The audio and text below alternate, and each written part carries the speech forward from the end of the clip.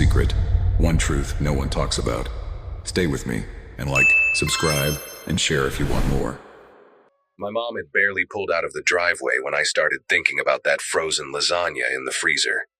It was a Saturday afternoon in early March, the kind of gray day where the clouds hang so low you feel like you could reach up and touch them. She left me alone for the first time in months, trusting me to handle a few hours by myself while she drove to pick up my grandmother from the airport 2 hours away. At 13, having graduated middle school the previous spring, and now navigating my first year of high school, I felt ready to prove I could be responsible. Our house sat at the end of Birchwood Lane in a quiet suburb outside of Detroit, a 2-story colonial with peeling blue paint, and a kitchen that hadn't been updated since the 80s.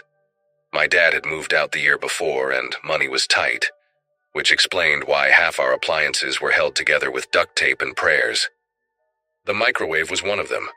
I knew that microwave had problems. We all did. It had started sparking about 6 weeks earlier, little flashes of blue light that crackled behind the glass door whenever you heated something for more than 2 minutes. My mom kept saying she would replace it, kept promising that next paycheck would be the one, but something always came up. The car needed new brakes. The furnace filter had to be changed. Life kept demanding its pound of flesh, and the microwave stayed on that cracked laminate counter, humming and sparking like a ticking time bomb none of us wanted to acknowledge. She had told me 100 times to use the oven instead, to be patient and wait the extra 20 minutes for things to heat up properly. But that afternoon, standing in the kitchen with my stomach growling and 6 hours of video games calling my name, patience felt like a foreign concept. The oven seemed so slow, so unnecessary, when the microwave was right there, ready to give me hot food in 5 minutes flat. I pulled the lasagna from the freezer, a family-sized tray wrapped in plastic with instructions printed in tiny blue letters on the cardboard sleeve. The oven directions said to preheat to 375 degrees, remove the plastic film, and bake for 45 minutes. 45 minutes. That was almost an hour of my life wasted waiting for food when I could be upstairs in my room, controller in hand, grinding through the new campaign my friend Brett had been raving about all week. The microwave instructions were simpler, more appealing. Puncture the film, heat on high for 8 minutes, let stand for 2. I stood there in the kitchen, holding that frozen tray, having a silent argument with myself that lasted maybe 30 seconds. I thought about the sparks, about my mom's voice telling me to be careful, about all the reasons this was a bad idea. Then I thought about how hungry I was, how the sparks never actually did anything, how I had used the microwave dozens of times since it started acting up, and nothing bad had ever happened. The plastic film made a satisfying pop when I punctured it with a fork. I slid the tray onto the microwave's glass turntable and punched in 8 minutes, watching the green numbers glow against the beige plastic casing. For the first minute or so, everything seemed normal. The turntable rotated slowly, the fan hummed, and I could see the frost on the lasagna starting to melt into little puddles on the surface.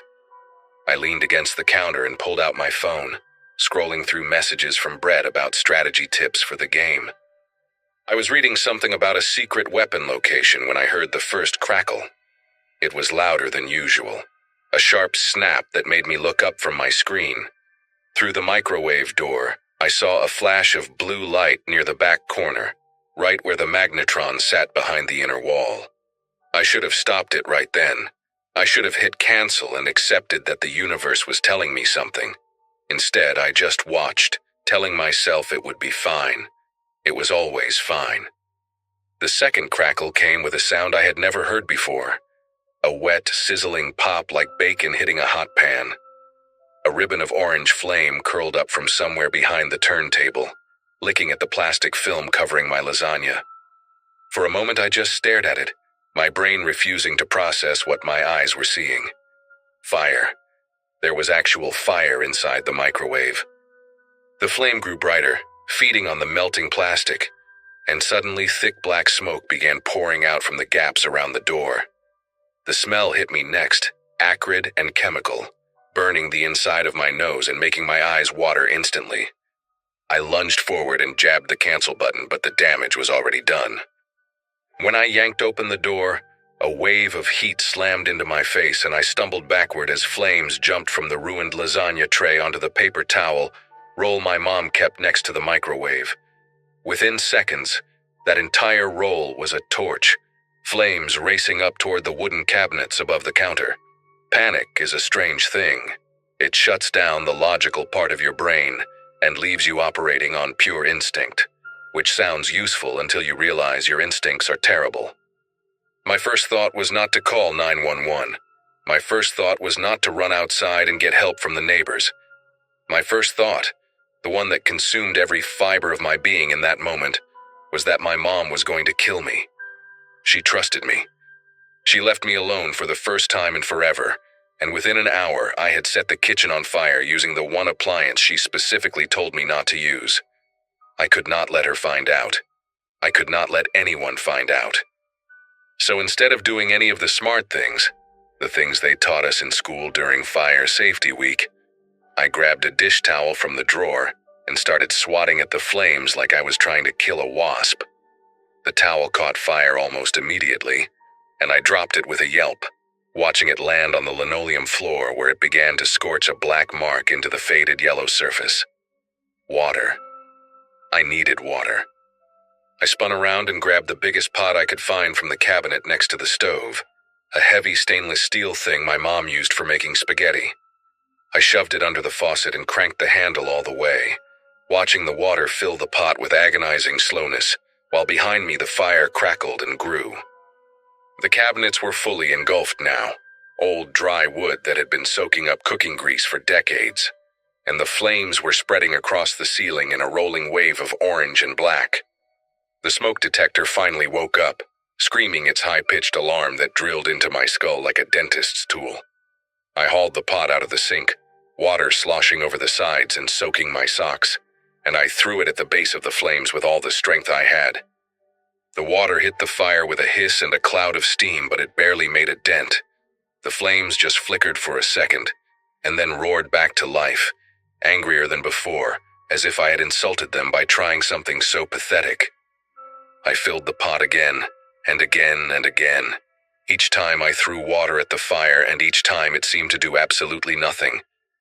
The kitchen was filling with smoke now, thick gray clouds that hung at eye level and made it impossible to breathe without coughing.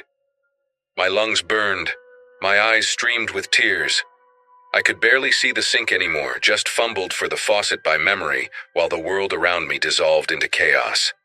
The heat was incredible, pressing against my skin like I was standing too close to a bonfire, and I could feel the hair on my arms starting to singe. Somewhere in the back of my mind, a small voice was screaming at me to get out, to run, to save myself, but I kept fighting. I kept thinking that if I could just put out the fire, everything would be okay. I could clean up the mess, open the windows, and my mom would never have to know. That delusion kept me rooted in place while the fire consumed my kitchen inch by inch. The window above the sink shattered from the heat, and that was the moment everything changed. Cold March air rushed in, and instead of helping, it fed the flames like oxygen to a dying ember. The fire exploded outward, climbing the walls with renewed fury, and I finally understood that I was going to die in this kitchen if I did not move right now. I dropped the pot and ran for the back door, slamming my hip against the kitchen table hard enough to leave a bruise that would last for weeks. My fingers fumbled with the deadbolt, slick with sweat and shaking so badly I could barely grip the metal. Behind me I heard something crash, the cabinets collapsing maybe, or the ceiling starting to give way. I did not look back. I just wrenched open the door and threw myself into the backyard, stumbling down the wooden steps and collapsing onto the frozen grass. The cold hit me like a slap, shocking after the inferno I had just escaped, and I lay there gasping and coughing up black mucus while smoke poured out of my house in thick dark columns that rose toward the gray sky. I do not know how long I lay there before I heard the screaming. It might have been seconds, might have been a minute, but suddenly there was a voice cutting through the roar of the fire and the ringing in my ears. It was Mr. Callahan from next door, a retired firefighter who spent most of his days tending to his vegetable garden and yelling at kids who cut across his lawn. He came running around the side of the house, his face pale and his eyes wide, wearing a flannel bathrobe and slippers like he had just been watching television when the world caught fire. He grabbed me by the shoulders and hauled me to my feet, shouting questions I could barely process. Was anyone else inside? Was I hurt? What happened? I tried to answer, tried to form words, but all that came out was a rasping cough and a sob that tore itself from somewhere deep in my chest. He half carried me across the yard, away from the house, and deposited me on the sidewalk before sprinting back toward his own home, shouting something about calling 911 and checking on the Delgados on the other side. The fire trucks arrived 7 minutes later, though it felt like hours. By then, the entire first floor of our house was engulfed, flames shooting out of the kitchen windows and licking up toward the second story where my bedroom was. I sat on the curb wrapped in a scratchy wool blanket that someone had draped over my shoulders, watching firefighters in heavy gear drag hoses across our front lawn and spray thousands of gallons of water at a house that used to be my home. The Delgados stood in their driveway, a young couple with a baby who had moved in just 6 months earlier, watching with horror as embers drifted toward their roof and firefighters scrambled to wet down their siding to keep the fire from spreading. I saw the wife clutching their infant daughter against her chest, tears streaming down her face, and something inside me cracked wide open. That baby could have died. Those people could have lost everything. Because I wanted to save 40 minutes on a frozen lasagna. Because I was too impatient, too stupid, too desperate to hide my mistake to do the right thing and call for help when I still had the chance. My mom arrived just as the firefighters were declaring the blaze under control. She came tearing down Birchwood Lane in her old Subaru, my grandmother in the passenger seat looking terrified, and before the car had even fully stopped, she was out of the driver's seat and running toward me. I expected anger. I expected screaming. I expected her to demand to know what I had done, to shake me and ask me how I could be so stupid.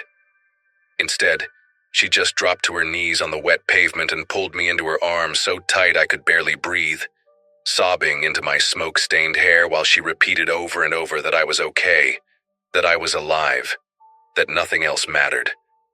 I broke down completely then, confessing everything between gasping sobs. The microwave, the sparks, the lasagna, my pathetic attempts to put out the fire instead of calling for help. She just held me tighter and told me we would figure it out, that we would get through this together, that houses could be rebuilt but I could not be replaced. That made me cry even harder, because I knew I did not deserve that kind of grace. We lost almost everything that day. The fire gutted the entire first floor and caused so much smoke and water damage to the second floor that most of our belongings were unsalvageable. My mom's wedding photos, gone. My grandmother's quilt that had been in the family for 4 generations, gone. All my video games, my clothes, my books, every physical reminder of my childhood, gone. Insurance covered some of it, but not nearly enough, and we spent the next 8 months living in a cramped 2-bedroom apartment while the house was rebuilt. My dad, who had barely spoken to us since the divorce, actually showed up to help. He took time off work to sort through the wreckage with my mom, salvaging what little could be saved, and for a while it almost felt like we were a family again. The Delgados forgave me eventually. Their house survived with only minor damage to the siding, and the wife, her name was Rosa, I learned later, brought us casseroles every week while we were in that apartment. I could barely look her in the eye for months, but she never once made me feel like the monster I knew I was. That was 11 years ago.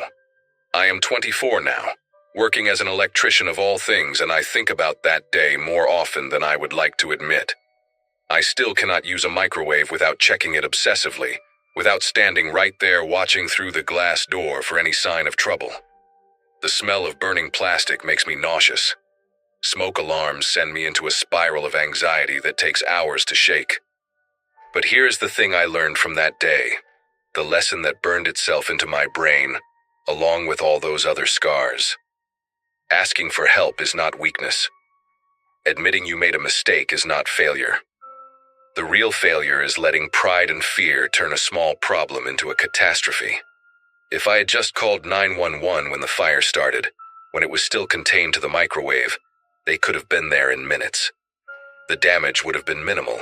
Nobody would have been in danger. Instead, I let my terror of getting in trouble almost kill me and the family next door. I share this story now because I want other kids, other peoples to understand that no mistake is worth dying over. No punishment is worse than what could happen if you try to hide a fire. When things go wrong, swallow your pride and ask for help. It might just save your life.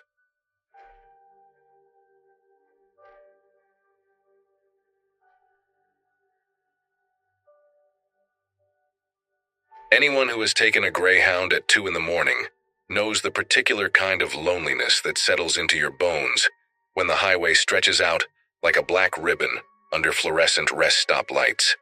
November 2012 found me making that exact trip from Philadelphia to somewhere in upstate New York, chasing a job interview that promised a fresh start after my engagement fell apart 3 months before what should have been my wedding day.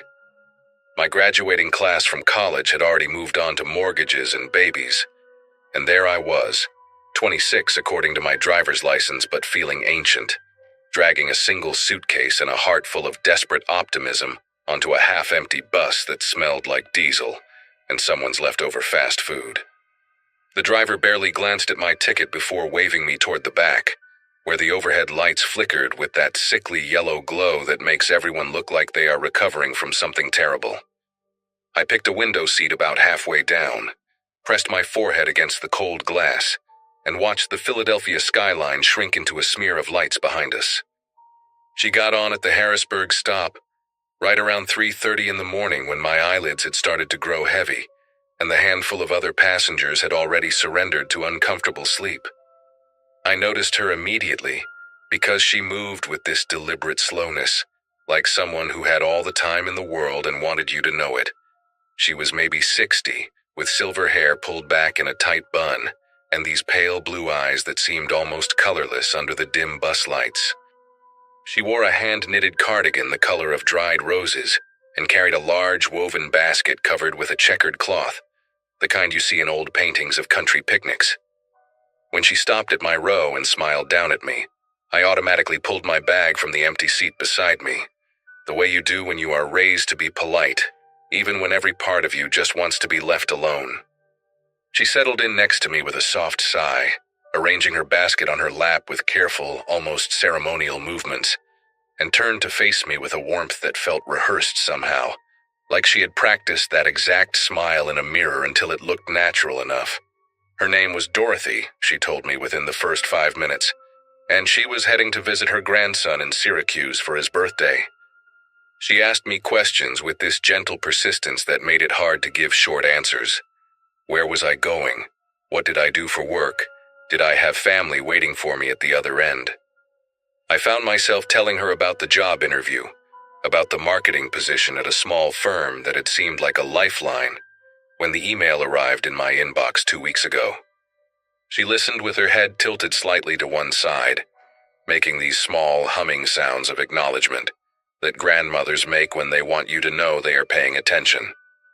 There was something almost hypnotic about talking to her in that dark bus, with the engine rumbling beneath us and the occasional flash of headlights from passing trucks illuminating her pale features.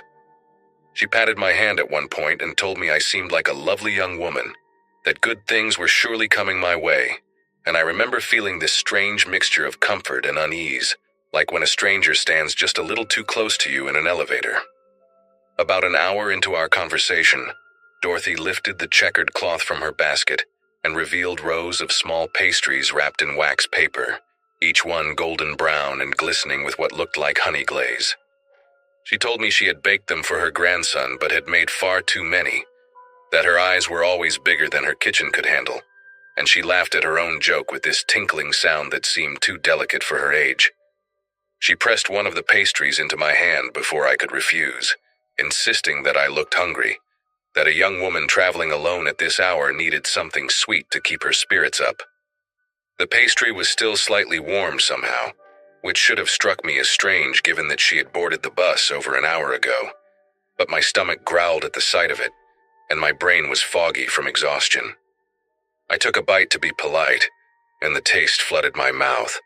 Honey and almonds and something else underneath, something floral and bitter that I could not quite identify. Dorothy watched me chew with an intensity that lasted just a second too long, before her face relaxed back into that practiced grandmotherly warmth, and she told me to finish it all, that I needed my strength for my big interview.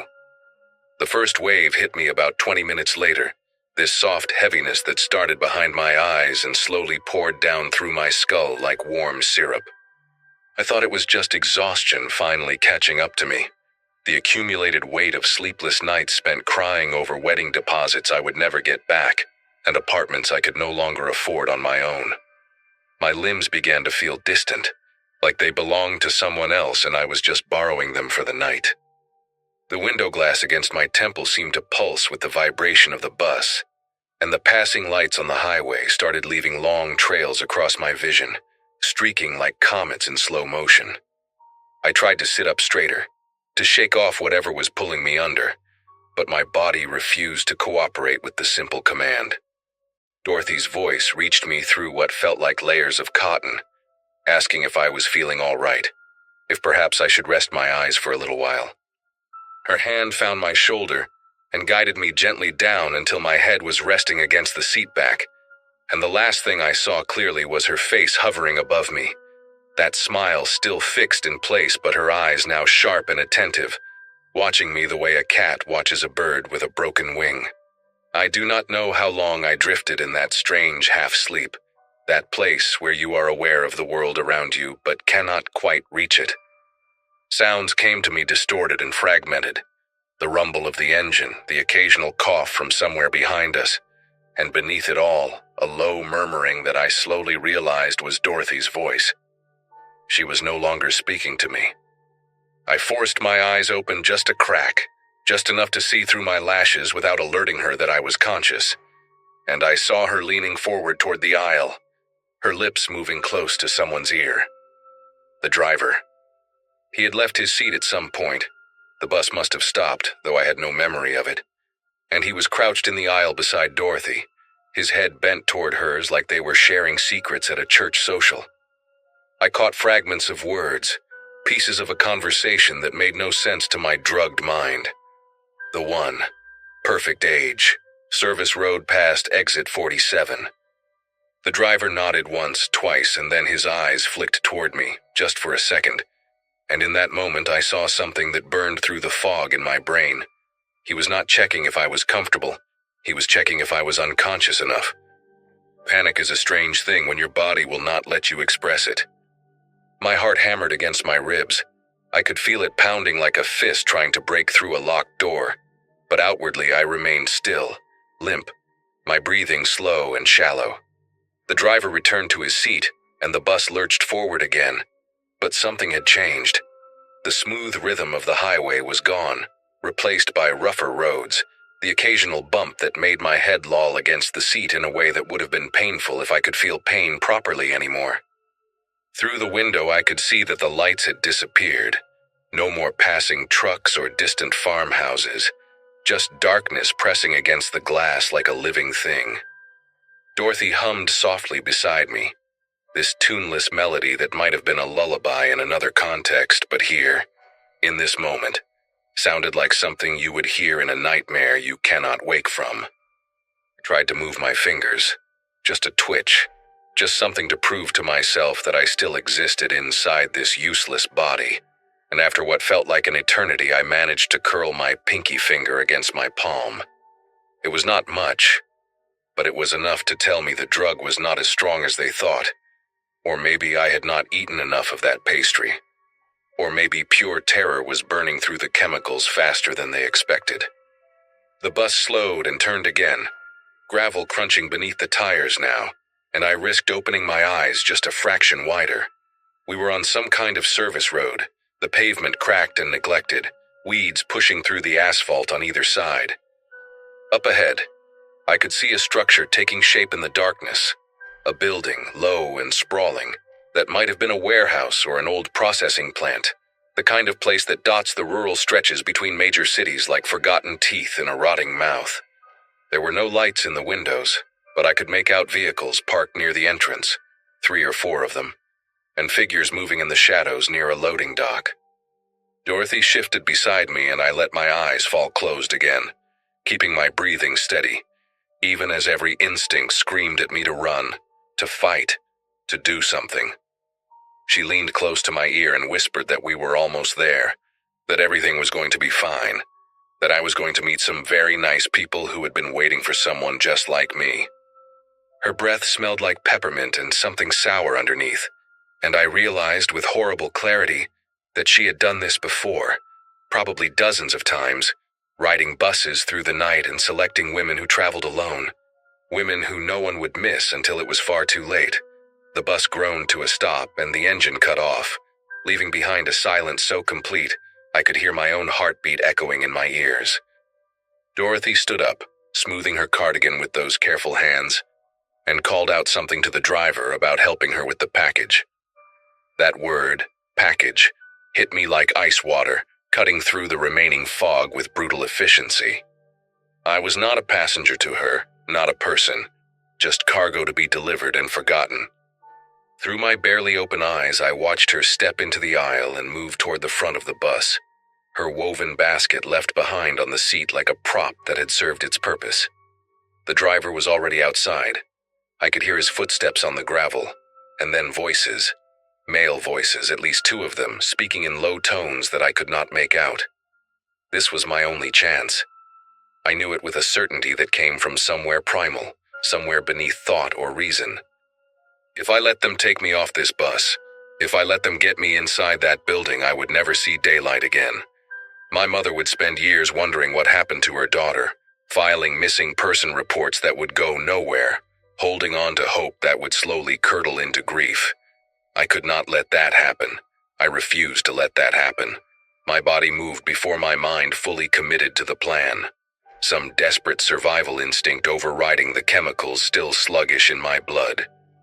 I forced myself upright, fighting through the vertigo that threatened to pull me back down, and my hand found my purse still wedged between the seat and the wall where I had left it hours ago. The window. I turned to face it, my fingers clumsy and uncooperative as I searched for the emergency latch that I knew had to be there somewhere. Greyhound buses have them. I remembered reading that somewhere. Little red handles that release the windows in case of accidents. The voices outside were getting louder. Someone laughed, and I heard Dorothy say something about the girl being small, easy to move. My fingers found the latch and I pulled with everything I had left, which was not much, but it was enough. The window popped outward with a sound that seemed deafening in the silence, and I did not think, did not hesitate, just pushed myself through the opening head first, tumbling out into the cold November air and hitting the ground hard enough to knock the breath from my lungs. Pain exploded through my shoulder and hip, but I was already scrambling, already crawling toward the darkness at the edge of the property where the weeds grew tall and the trees began. Someone shouted behind me, a man's voice sharp with surprise and anger, and I heard footsteps pounding on gravel, multiple sets of them converging on where I had landed. But I was already in the tall grass, my hands and knees tearing through dried stalks and thorny underbrush, moving on pure adrenaline, and the desperate knowledge that stopping meant death, or something worse than death. The drug still pulled at me, made every movement feel like I was swimming through syrup. But fear is its own kind of medicine, and mine was potent enough to keep me going. I reached the tree line and forced myself to my feet, using a trunk for support, and then I ran. I ran blindly through branches that whipped my face and roots that tried to catch my ankles. Ran until my lungs burned and my legs screamed for mercy. Ran until the shouts behind me grew distant and confused, spreading out as they searched in the wrong directions. I do not know how long I ran or how far. Time had become meaningless, measured only in heartbeats and ragged breaths. But eventually, I stumbled onto a paved road, a real road with faded yellow lines down the center, and I followed it with the last reserves of strength I possessed until I saw lights ahead, a gas station glowing like a beacon in the pre-dawn darkness. The attendant was a young man named Keith. I remember that because I made him tell me 3 times before I believed he was real, before I believed any of it was real. He found me collapsed against the ice machine outside, shaking and covered in dirt and dried blood from a dozen scratches I did not remember getting. He called the police while I sat in the back office wrapped in a blanket that smelled like motor oil and cigarettes, the most beautiful smells I had ever encountered, because they meant safety. They meant survival. The officers who arrived treated me with a skepticism that slowly transformed into horror as I described what had happened, as they drove me back along the route I had stumbled and found the service road, found the warehouse. It was empty by then, of course. Dorothy and the driver and whoever had been waiting for me had vanished like smoke, leaving behind only tire tracks and a single woven basket with a checkered cloth that tested positive for traces of Rohypnol. They never caught them, any of them. The bus company had no record of a driver matching the description I gave, and Dorothy, if that was even her name, existed nowhere in any database the FBI could access. Sometimes I wonder how many women she delivered before me, how many after, how many are still out there in the dark waiting for someone to come looking. I moved back in with my mother after that, took a job at a local bookstore, rebuilt my life one small piece at a time. But I have not taken a bus since that night, and I never will again. And every time I see an older woman with a basket, with that particular kind of grandmotherly smile, I cross to the other side of the street, and I do not look back.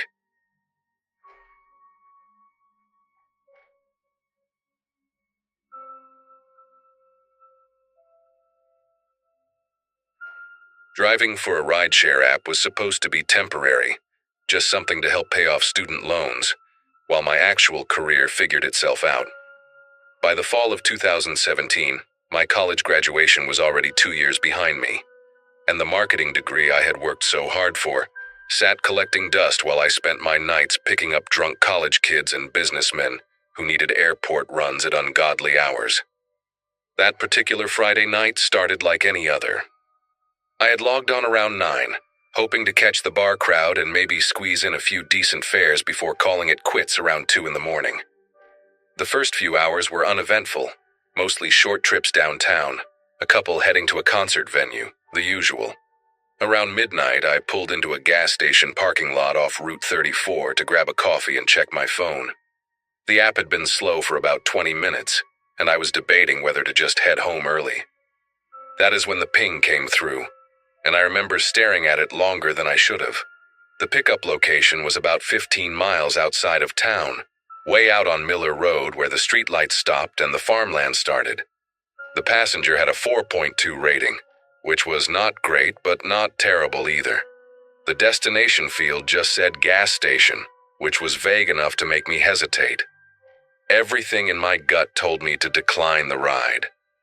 15 miles out meant 15 miles back with no guarantee of another fare, and that stretch of road was nothing but cornfields and the occasional farmhouse with lights that always seemed to be off.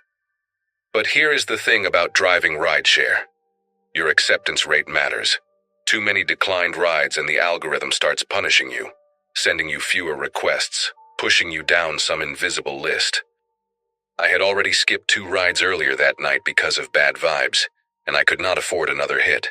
So I accepted the request, finished my coffee in 3 gulps, and started driving toward the kind of darkness that makes your headlights feel inadequate.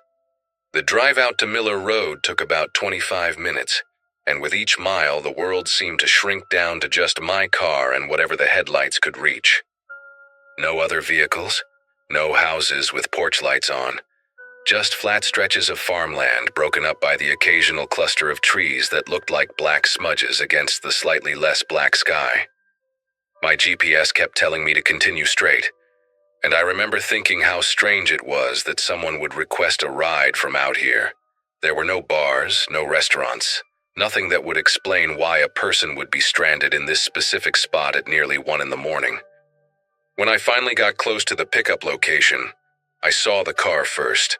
It was a dark sedan, maybe a Nissan or a Toyota, hard to tell in the darkness. pulled off onto the gravel shoulder with its hazard lights blinking orange. A man stood next to it, illuminated by my approaching headlights, and he raised one hand in a casual wave like we were old friends meeting up for lunch. I pulled up alongside him and lowered my passenger window. He was maybe 40, 45, with a receding hairline and a face that seemed ordinary in every way, the kind of face you would forget 5 minutes after seeing it. He wore a dark jacket over a flannel shirt, jeans, work boots, nothing remarkable. He leaned down to look into my car, and when he smiled, it seemed rehearsed, like he had practiced it in a mirror until it looked natural enough. He said his name was Dennis and pointed at his car, explaining that he had hit something in the road about an hour ago, and the tire went flat.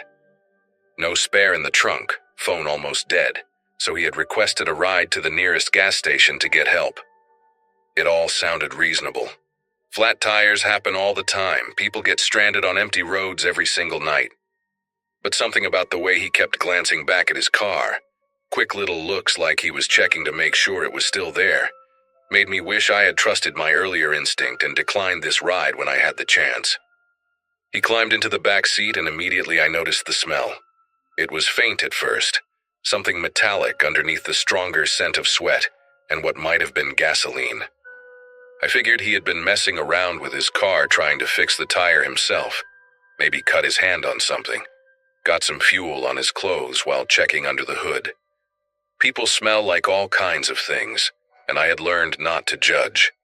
I confirmed the destination on my app, a gas station about 12 miles east, and started driving. For the first few minutes, Dennis did not say much.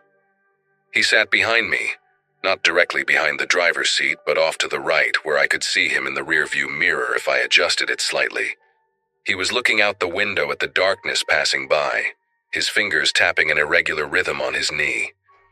When I tried to make small talk, asking if he lived around here, he gave me a vague answer about visiting a friend who had a farm nearby. I asked which farm, and he just said I probably would not know it. About 5 minutes into the drive, Dennis leaned forward slightly and asked if we could change the destination.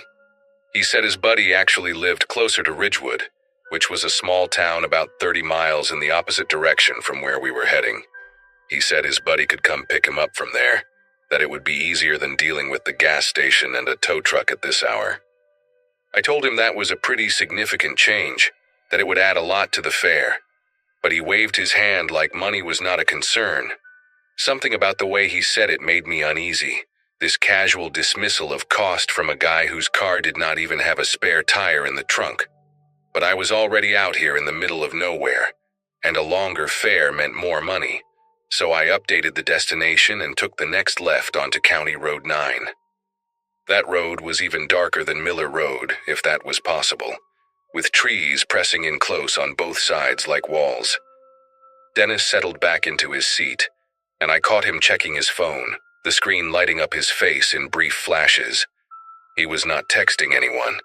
He was looking at a map. I tried to focus on the road, but my mind kept circling back to small details that did not add up. If his phone was almost dead like he had claimed, why was he using it to look at maps instead of conserving battery? Why change the destination so drastically after I had already started driving? And that smell, that faint copper undertone that I kept catching whenever he shifted in his seat, it was not going away. I adjusted my rearview mirror a few degrees, trying to get a better look at him without being obvious. That is when I noticed his hands. In the glow from a passing farm light, just a quick flash of illumination through the window, I saw that his knuckles were dark with something. It could have been grease, could have been dirt, could have been 100 things. But it did not look like grease. It looked wet. Dennis caught me looking in the mirror, and our eyes met for just a second. He smiled that same rehearsed smile and asked if everything was okay. I told him I was just checking for deer, that they like to jump out on roads like this. He nodded slowly and said that was smart, that a deer could really mess up your night. We drove in silence for another 10 minutes, and the further we got from the main road, the more my chest tightened with a feeling I could not name. Then my phone buzzed with a news alert, and I glanced down at the screen without thinking. Local stations had been pushing notifications all night about a concert and traffic delays, so I expected something routine. Instead, the headline made my foot ease off the gas pedal involuntarily. It said police were responding to a domestic disturbance on Franklin Farm Road, which was maybe 3 miles from where I had picked up Dennis. The article preview mentioned that a woman had called 911, but the call had been disconnected, and when officers arrived, they found signs of a struggle. No suspects, no additional details, investigation ongoing. I looked back up at the road, my grip tightening on the steering wheel. Franklin Farm Road. Dennis had said he was visiting a friend on a farm nearby. He had been vague about which one, had changed the subject when I pressed. And now he wanted me to drive him 30 miles in the opposite direction, away from that area, away from whatever had happened in that farmhouse. My mind started racing through options, none of them good. I could not just stop the car and tell him to get out, not on a dark, empty road with no witnesses and no help for miles. I could not call 911 without him hearing me, and even if I could, what would I say? That my passenger had dirty hands and smelled funny? That he changed his destination? None of it was proof of anything. For all I knew, the news alert was a coincidence, and Dennis really was just some unlucky guy with a flat tire. But I did not believe that anymore. The rational part of my brain kept trying to come up with innocent explanations, but my body had already decided something was wrong. My heart was pounding so hard I could feel it in my throat, and I had to concentrate on keeping my breathing steady so he would not notice. I thought about my sister, about how she always told me this job was dangerous, how she worried every time I did late night shifts. I thought about how no one knew exactly where I was right now except for the app, and the app only showed our destination, not the isolated stretch of county road between here and there. Dennis spoke up suddenly, making me flinch. He asked if I could turn off the air conditioning because he was getting cold. I reached for the controls with a hand that I forced to stay steady, adjusting the temperature even though I had not even turned the AC on. It was October, and the heat was running low. He thanked me in that flat, polite voice and then asked another question, casual as anything. He wanted to know if I had been a rideshare driver for long.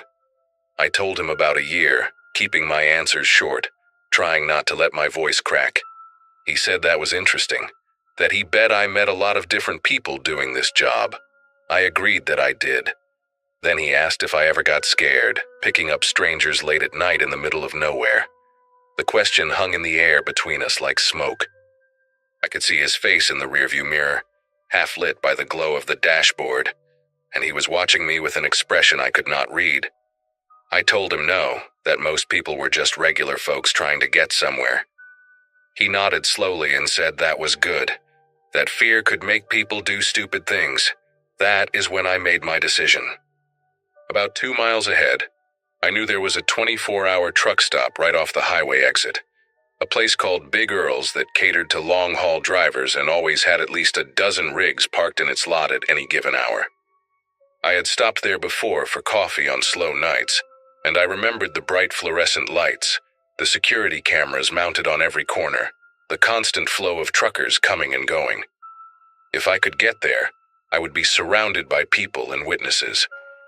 I told Dennis I needed to stop for gas, that my tank was getting low and I did not want to risk running out on these back roads. I watched his reflection carefully as I said it, looking for any sign that he knew what I was really doing. His jaw tightened almost imperceptibly, just a tiny flicker of tension, but then he shrugged and said that was fine, that he was not in any particular hurry. The next 15 minutes felt like hours. Every time he moved in the back seat, every time he cleared his throat or shifted his weight, I expected something terrible to happen. I kept both hands on the wheel and my eyes fixed on the road ahead, counting down the miles in my head like a prayer. When the lights of Big Earl's finally appeared through the trees, I almost cried with relief. I pulled into the lot and parked right next to the entrance, under the brightest light I could find, surrounded by at least 8 or 9 parked trucks. I told Dennis I would just be a minute and got out of the car before he could respond, walking quickly toward the building without looking back. Inside, I went straight to the counter, and asked the woman working there if I could use their phone. Said mine had died. She gave me a strange look but handed over the store phone and I called 911. I told them everything. The pickup location near Franklin Farm Road, the news alert about the disturbance, the stains on his hands, the change in destination, all of it tumbling out in a rush. The dispatcher told me to stay inside and that officers were being sent to my location. I hung up and turned around to look through the window at my car. Dennis was gone. The back seat was empty, the door hanging open. I scanned the parking lot frantically, but there was no sign of him anywhere, like he had just dissolved into the darkness between the trucks. The police arrived about 12 minutes later, 2 squad cars with their lights flashing red and blue across the wet asphalt. I gave them my statement, described Dennis in as much detail as I could remember, told them about the car with hazard lights on Miller Road. One of the officers stepped away to make a radio call, and when he came back, his expression had changed into something harder and more serious.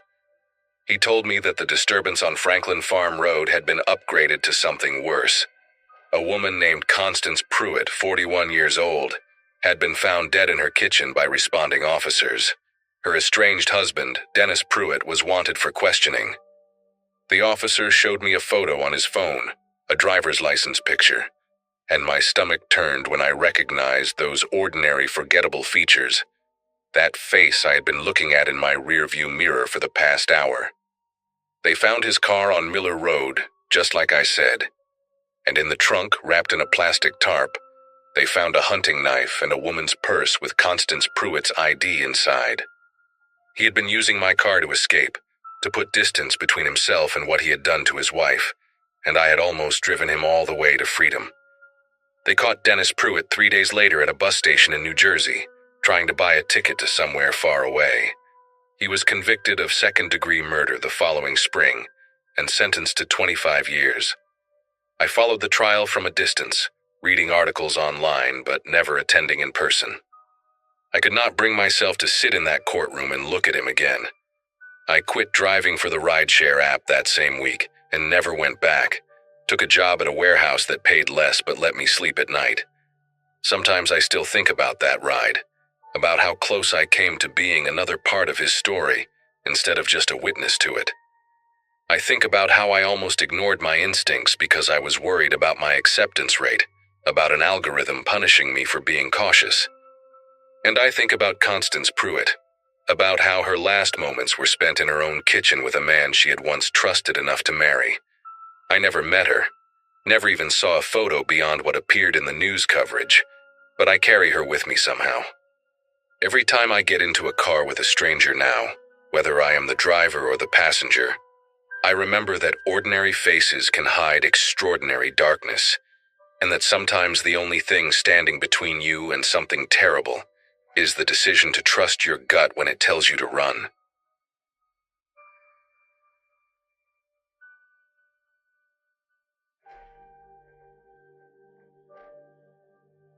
Friday afternoon hit different that week, and not in a good way. Both my parents had called within 10 minutes of each other, explaining they were stuck at work until late. Dad had some emergency at the warehouse, and Mom was covering for a coworker at the hospital who had gone home sick. It was just going to be me and my 2 siblings for dinner, and when Mom asked if I could handle making something, I jumped at the chance. 16 years old, and finally trusted with a real task, not just heating up leftovers or making sandwiches. My younger brother Elliot, who had just turned 13 the month before, would be home from basketball practice around 5:30. My sister Quinn was already upstairs doing homework, earbuds in, completely checked out from the world. I decided right then that I was going to make something impressive. Mom's garlic chicken stir-fry, the recipe she had been teaching me over the past few weeks. I wanted to prove that I could be relied on, that I was growing up, that they could trust me with more responsibility. Our house sat on a quiet street in Flagstaff, one of those older neighborhoods where everyone had lived for decades and knew each other by name. The kitchen was small but efficient, every inch of counter space serving a purpose. Mom kept her cooking equipment organized with almost military precision. Wooden spoons in the ceramic jar by the stove, knives on the magnetic strip, cutting boards stacked by size in the cabinet under the island. I pulled up the recipe on my phone and started gathering what I needed. Chicken breast from the fridge, vegetables from the crisper drawer, the big wok that hung on a hook above the stove. The rice cooker was already clean, sitting there waiting. Everything felt manageable, even easy. I remember tying on the old apron that hung by the pantry door, the green one with the coffee stains that Dad always joked made it look vintage. There was this warm feeling in my chest, this sense of pride that I was about to do something meaningful for my family. I had no idea that in less than an hour, that feeling would twist into something I still have trouble describing. The first mistake was deciding to rush. Elliot had texted that practice was ending early, which meant he would be home in 20 minutes instead of 45. I wanted everything to be ready when he walked through the door, wanted him to see me as capable and in charge. So instead of taking my time with the prep work, like Mom always emphasized, I started cutting corners. I grabbed the vegetables and began chopping them quickly, not bothering to wash the cutting board that had been sitting in the dish rack. The chicken went onto the counter without me checking if the surface was properly clean. I was moving fast, too fast, pulling out utensils and bowls and ingredients in a chaotic dance that would have made my mother cringe. The wok was heating on the stove, oil already starting to shimmer, and I still had half the prep work left to do. That frantic energy, that need to impress clouded every sensible thought in my head. I should have slowed down. I should have remembered that cooking is about patience, not speed. The glass measuring cup had been in our kitchen for as long as I could remember. It was one of those old Pyrex ones with the red measurement lines, the kind that feels indestructible until suddenly it is not. I needed to measure out the soy sauce and rice vinegar for the sauce, and I grabbed it from the cabinet without really looking. When I set it down on the counter a little too hard, I heard this sound. Not a crack exactly, more like a quiet ping, the kind of noise you almost convince yourself you imagined. I glanced at the cup and did not see anything obvious, no visible fracture or chip. So I poured in the soy sauce, then the vinegar, then the sesame oil, swirling it all together. It was only when I lifted the cup to pour the mixture into a small bowl that I noticed it. A thin sliver of glass, maybe half an inch long, sitting at the bottom of the dark liquid. My heart stuttered. I fished it out with my fingers, cutting my thumb slightly in the process, and stared at this tiny transparent shard that had almost made it into the sauce. Almost. But then a horrible thought crept in. What if there were more pieces that I could not see? I held the bowl up to the light, tilting it back and forth, searching for any glint or sparkle that might betray another fragment hiding in the dark liquid. The sauce was nearly black from the soy sauce, impossible to see through clearly. I told myself it was fine, that I had found the only piece, that glass does not just shatter into invisible dust. But my hands were not steady as I set the bowl down. The logical thing to do would have been to throw out the sauce and start over. We had more soy sauce, more vinegar, more of everything I needed. It would have taken 5 extra minutes, maybe less. But Elliot was going to be home any second, and Quinn would come downstairs expecting food, and I had already wasted time. The sauce looked fine. It smelled fine. I had removed the piece I found. In that moment, standing alone in the kitchen with the wok hissing behind me, I made a decision that I would regret for a very long time.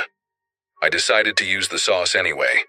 The cooking itself went smoothly, almost mockingly so.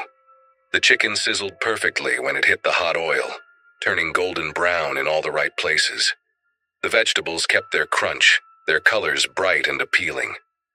When I poured the sauce over everything, it coated each piece beautifully, filling the kitchen with that familiar garlic and ginger smell that always made our house feel like home. I heard the front door open just as I was transferring everything to the big serving bowl, and Elliot's voice called out asking what smelled so good. Quinn came padding down the stairs a minute later, actually taking out her earbuds for once, drawn by the aroma.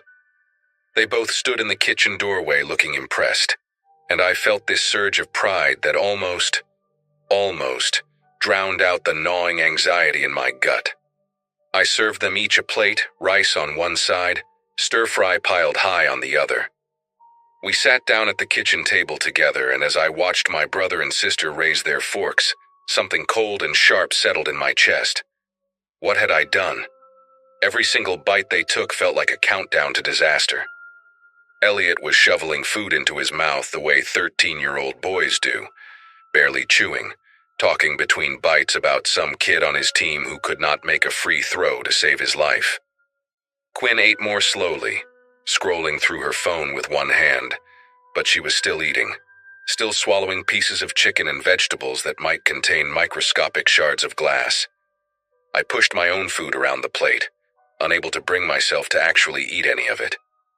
My appetite had vanished completely, replaced by this sick, twisting feeling that made my stomach clench every time I heard one of them chew. I kept waiting for something to happen. A sudden yelp of pain, a hand flying to a mouth, blood.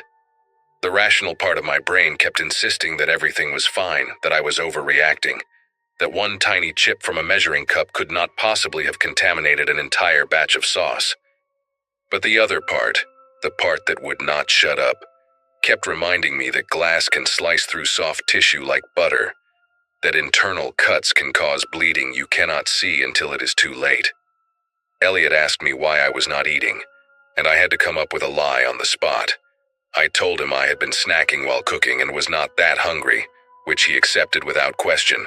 Quinn did not even look up from her phone. They had no idea, no clue at all, that I was sitting there watching them like a hawk, scanning their faces for any sign of distress. Every time Elliot paused mid-chew, my heart lurched. Every time Quinn took a sip of water, I wondered if she was trying to wash down something sharp that had scraped her throat. The minutes stretched out like hours, each one filled with this unbearable tension that I could not release. I wanted to tell them to stop, to push their plates away, to spit out whatever was in their mouths. But how could I explain? How could I admit that I had been careless, that I had put speed and pride above their safety? The shame of it pressed down on me like a physical weight, making it hard to breathe. So I sat there in silence, smiling when they complimented the food, dying a little inside with every word of praise. The meal ended without incident, but my nightmare was far from over. Elliot finished first, scraping his plate clean and asking if there was more. I told him no, that I had only made enough for one serving each, which was a lie. There was plenty left in the bowl on the counter. But I could not let him eat another bite. I could not let anyone eat another bite. Quinn finished a few minutes later and carried her plate to the sink, thanking me in that distracted way she had before heading back upstairs. Elliot flopped onto the couch and turned on the TV, completely oblivious to the war raging inside my head. I started cleaning up, moving mechanically, rinsing dishes and wiping counters while my mind spiraled through worst-case scenarios. I kept thinking about those medical shows my mom watched, the ones where patients came in with mysterious internal bleeding that nobody could explain. I thought about how glass fragments could lodge in the stomach lining, in the intestines, slicing slowly from the inside. Every medical horror story I had ever heard came flooding back, each one more terrifying than the last. I threw away the leftover stir-fry, all of it. I scraped the serving bowl into the trash and buried it under paper towels so nobody would see. The measuring cup went into the garbage too, wrapped in newspaper so the broken edge would not cut through the bag. I was destroying evidence, I realized, like some kind of criminal covering their tracks. But what else could I do? If I told the truth now, after they had already eaten, it would only cause panic without changing anything. The damage, if there was any damage, was already done. My phone buzzed with a text from Mom saying they would be home around 9:30, asking how dinner went. I typed back that everything was great, that the stir-fry turned out perfect, that Elliot and Quinn loved it. Each word felt like a betrayal. I was lying to everyone now. My siblings, my parents, myself. And the worst part was that I could not stop, because stopping meant admitting what I had done. And admitting what I had done meant facing the possibility that I had hurt the people I loved most in the world. The hours that followed were the longest of my life. I sat in the living room with Elliot, pretending to watch whatever show he had put on, but my eyes kept drifting to him every few seconds. I was watching for signs. A hand pressed to his stomach, a wince of discomfort, anything that might indicate something was wrong inside him. He seemed fine, laughing at the screen, completely relaxed. Upstairs, Quinn was quiet in her room, which was normal for her, but tonight every silence felt ominous. I made excuses to walk past her door, listening for any sounds of distress. Around 8:30, Elliot complained that his stomach felt weird, and I nearly came apart right there on the couch. I asked him what kind of weird, trying to keep my voice steady, and he shrugged and said he probably just ate too fast. Then he burped loudly and laughed about it, and the moment passed, But for those few seconds, I had been absolutely certain that this was it, that the glass had done its damage, that I was about to watch my little brother collapse in pain because of my stupid, selfish decision to cut corners. My parents came home just after 9, tired but cheerful, asking about dinner and praising me for stepping up. Mom hugged me and said she was proud, that this was a big step toward independence. Dad ruffled my hair and joked that maybe I could take over cooking duties permanently. I smiled and accepted their praise, feeling like the worst person alive. That night, I barely slept. I lay in bed staring at the ceiling, listening for any sound from Elliot's room next door, any indication that something was wrong. I kept my phone clutched in my hand, ready to call for help at the first sign of trouble. The guilt was suffocating, this thick black weight pressing down on my chest, making every breath feel earned.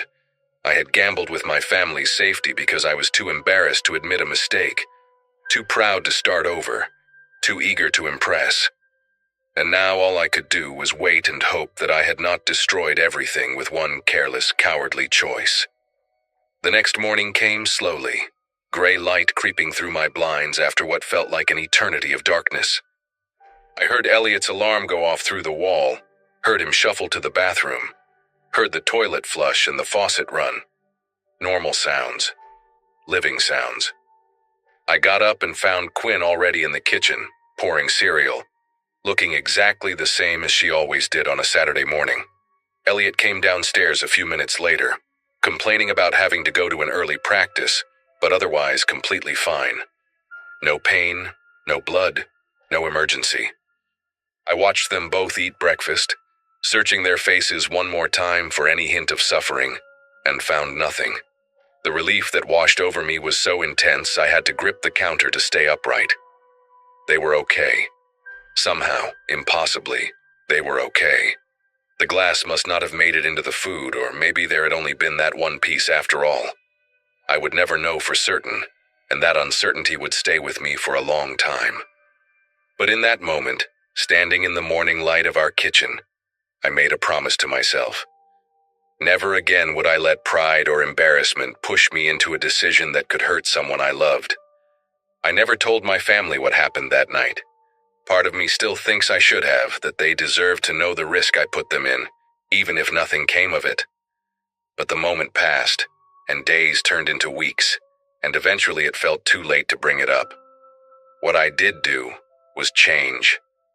I became almost obsessive about kitchen safety after that, checking equipment before using it, taking my time with prep work, never rushing no matter how much pressure I felt. My mom noticed and commented once that I had become quite the careful cook. I just smiled and said I was trying to do things right. She had no idea how much weight those words carried. Sometimes, late at night, I still think about that Friday evening. I think about how close I came to causing real harm, how a split-second decision to stay quiet could have ended with my brother or sister in a hospital bed. The fear has faded now, mostly, but the lesson remains burned into my memory like a scar. Some mistakes you can take back, others you carry forever, even when you get lucky enough to walk away without consequences.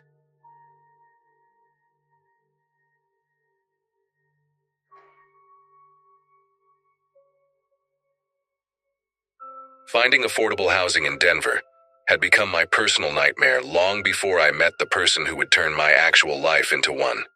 My graduating class from college in 2015 had scattered across the country chasing careers, but I stayed behind working retail management at a sporting goods store, watching rent prices climb every single year while my paycheck stayed flat.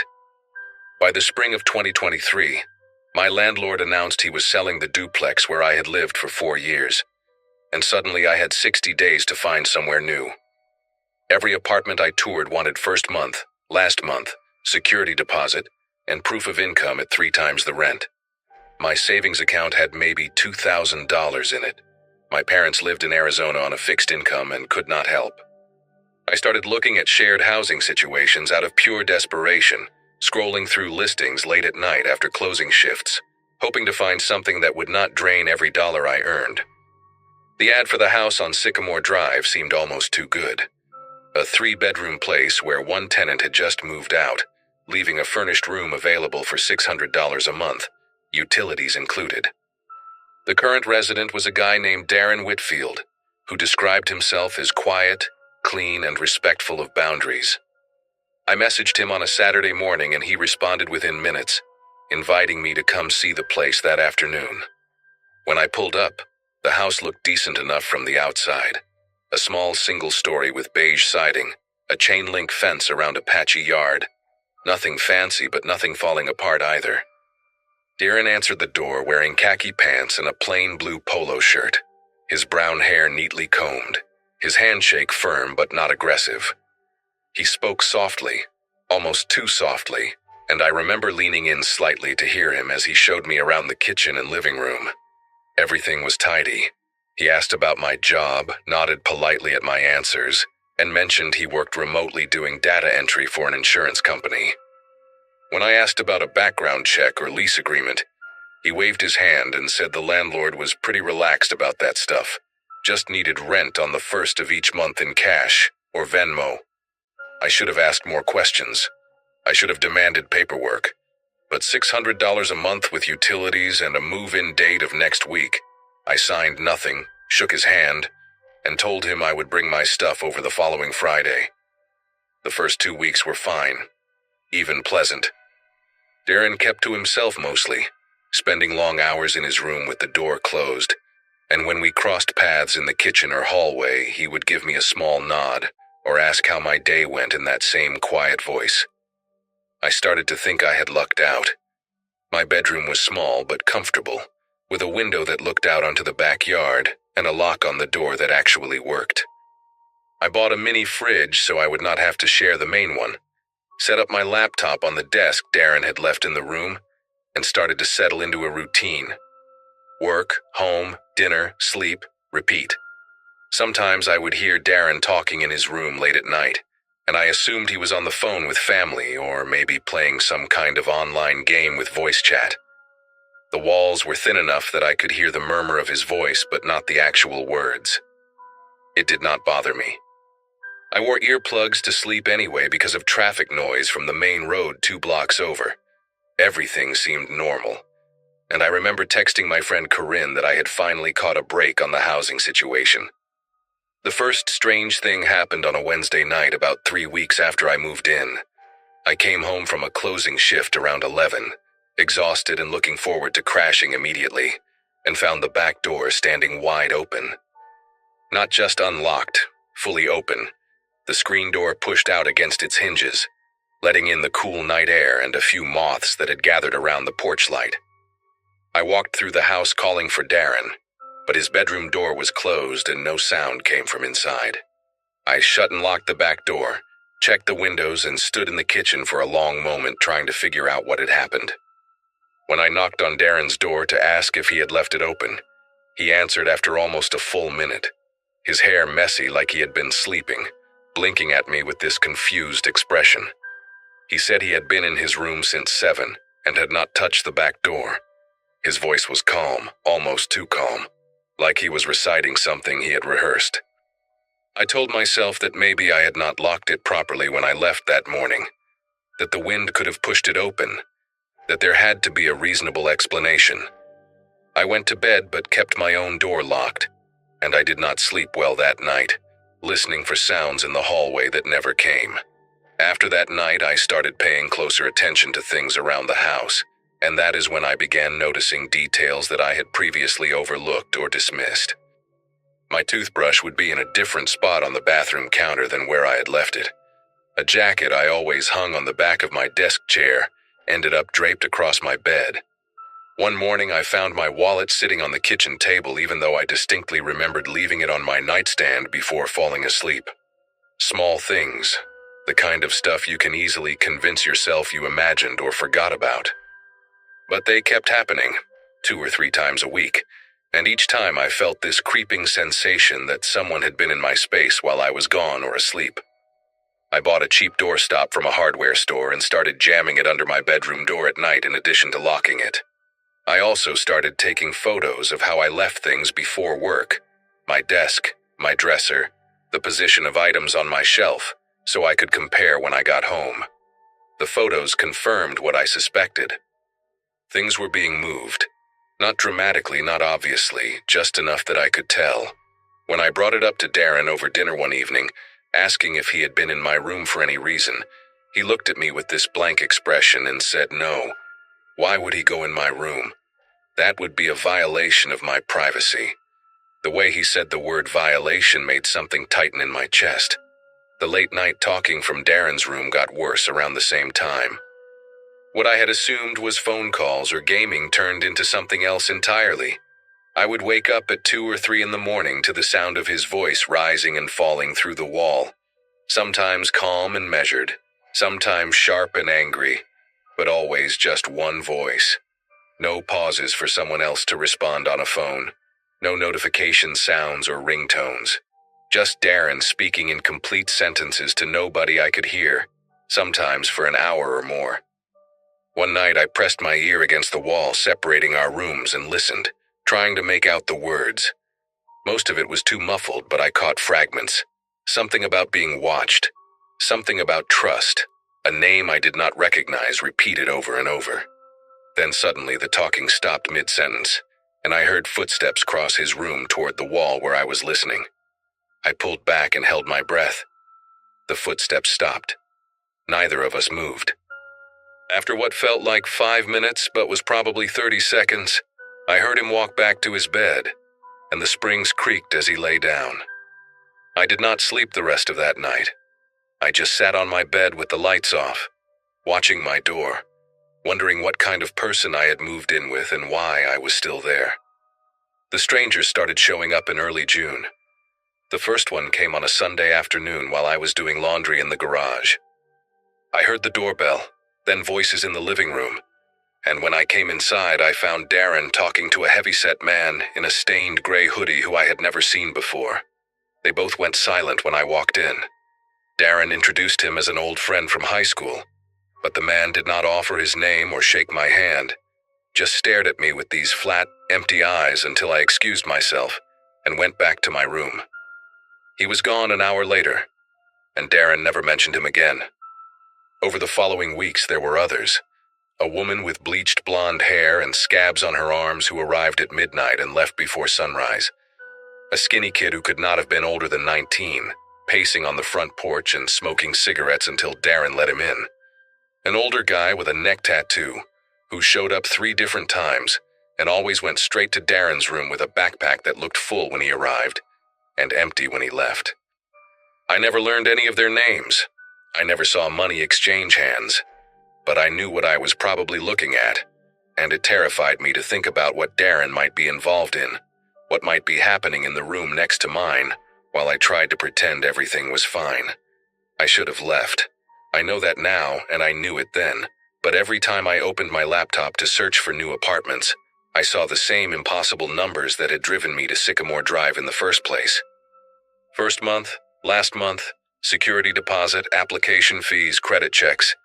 My savings had not grown since moving in. If anything, unexpected car repairs and a root canal had drained them further. I calculated what it would take to move into even the cheapest studio apartment in Denver, and came up short by at least $800. My credit score was not great after some mistakes in my early 20s, which meant most landlords would reject my application anyway. I thought about asking Corinne if I could crash on her couch, but she lived in a 1-bedroom with her boyfriend, and I could not impose on them like that. I thought about calling my parents, but the shame of admitting I had made such a stupid decision, moving in with a stranger without any paperwork or background check, kept me from picking up the phone. So I stayed. I told myself I would save aggressively for 2 months, build up enough cushion to get out, and in the meantime I would just keep my head down and avoid Darren as much as possible. I installed a security camera app on an old phone and positioned it on my bookshelf facing my door, set to record whenever it detected motion. I bought a heavy-duty lock for my bedroom door and installed it myself one afternoon while Darren was out. I thought these precautions would be enough. I thought I could manage the situation until I had the money to escape. I was wrong about that too. The night everything changed started like any other Friday. I came home from work around 9, heated up leftover Chinese food, and went straight to my room to avoid any interaction with Darren. I could hear him moving around the kitchen, cabinets opening and closing, the faucet running, normal domestic sounds that should have been comforting but now made me tense. Around 11, I turned off my lights and got into bed, wedging the doorstop under the door, and checking that my phone was charged in case I needed to call for help. I fell asleep faster than usual, exhausted from a brutal week of inventory at the store. What woke me was not a sound but a sensation, a change in the air, a presence, something primitive in my brain screaming that I was not alone. I opened my eyes, and in the thin light bleeding through my curtains, I saw my bedroom door standing open. The doorstop was on the floor 3 feet away. The heavy-duty lock I had installed myself, the one that required a key from the outside, was hanging loose from the frame, the screws ripped out of the wood, and standing in my doorway perfectly still was Darren. He was just watching me. Not moving, not speaking, just standing there in boxer shorts and a white undershirt, his arms hanging limp at his sides, his face completely expressionless in the shadows. I do not know how long he had been there before I woke up. I do not know what he had been doing or planning to do. I sat up and said his name, trying to keep my voice steady, and he tilted his head slightly like a dog hearing a strange noise. Then he turned and walked back down the hallway to his room without a single word. I did not go back to sleep. I sat in my bed with every light on, my phone in my hand, my thumb hovering over the emergency call button, waiting for something else to happen. When the sun came up, I packed a bag with everything important: laptop, documents, medications, a few changes of clothes, and left it by my window in case I needed to escape quickly. I knew I should call the police, but what would I even say? My roommate stood in my doorway. He had not touched me, had not threatened me verbally, had not taken anything. I could already imagine the dispatcher's voice, polite but dismissive, telling me there was nothing they could do about a weird roommate. So instead, I called in sick to work and spent the day at a coffee shop, researching my options. Tenant rights, restraining orders, emergency shelters, anything that might help me get out. The information blurred together on my screen. Most resources assumed you had a lease, which I did not. Most advice assumed you had somewhere else to go, which I did not. I texted Corinne and told her something was wrong with my living situation, without giving details. She offered to let me stay for a night or two if things got really bad, but I could hear the hesitation in her voice even through text. I told her I would figure it out. I told myself the same thing. Around 6 in the evening, I drove back to Sycamore Drive because I had nowhere else to go, and because all my stuff was still there, and because some stubborn part of me refused to believe that the quiet, polite man who had shown me around the house 2 months earlier could actually be dangerous. When I pulled into the driveway, I noticed a car I did not recognize parked on the street in front of the house. A beat-up red sedan with tinted windows and a cracked taillight. The front door was unlocked when I tried it, which was unusual because Darren was obsessive about keeping it locked during the day. I stepped inside and heard voices coming from the kitchen, loud and agitated, multiple people talking over each other. I should have turned around right then. I should have gotten back in my car and driven to Corinne's place and never looked back. But my bag was still in my room by the window, and my laptop had all my work files, and I convinced myself I could just slip down the hallway and grab my things without anyone noticing. I made it about 5 steps before Darren appeared at the end of the hall. blocking my path to my bedroom. Behind him, I could see two men I had never met before, one of them holding what looked like a small handgun down by his thigh. Darren's face was different now, not blank or confused, but sharp, focused. His eyes locked onto mine with an intensity that made my legs feel weak. He asked me where I had been all day. He asked me if I had talked to anyone about him. He asked me what I had told Corinne in my text messages. The fact that he knew her name, that he had been reading my messages somehow, sent a wave of nausea through my stomach. I told him I was just grabbing some things and leaving for good, that I would not cause any trouble, that I did not care what he was doing and would never tell anyone. He stared at me for a long moment, then stepped aside and gestured toward my room. I walked past him on shaking legs, feeling his eyes on my back the whole way. I grabbed my bag from beside the window and stuffed a few more things inside. Chargers, my passport, a framed photo of my parents that I could not leave behind. My hands were clumsy and slow, fumbling with zippers that suddenly seemed impossible to operate.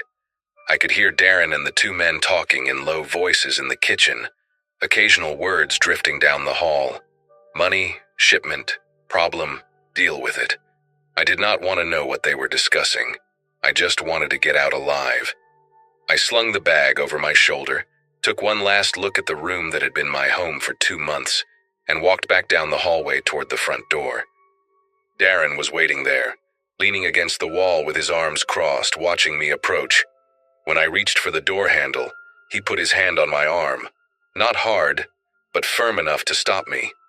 He leaned close and spoke directly into my ear, his breath warm against my skin, and said that if I ever mentioned this house or his name or anything I had seen to anyone, he would find me. He said he knew where my parents lived in Arizona.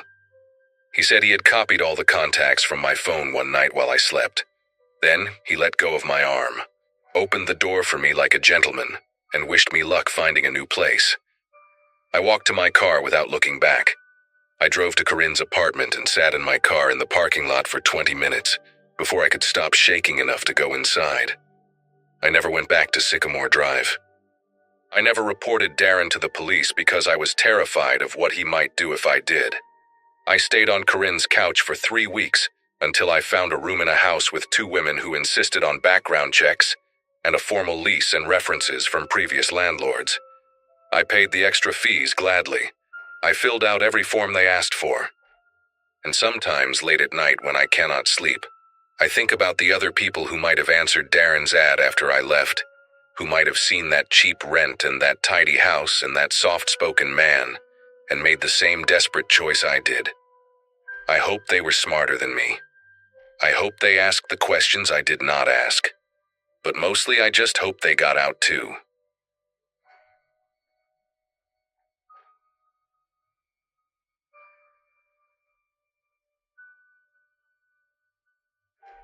Co-workers used to joke that I walked faster than anyone they knew.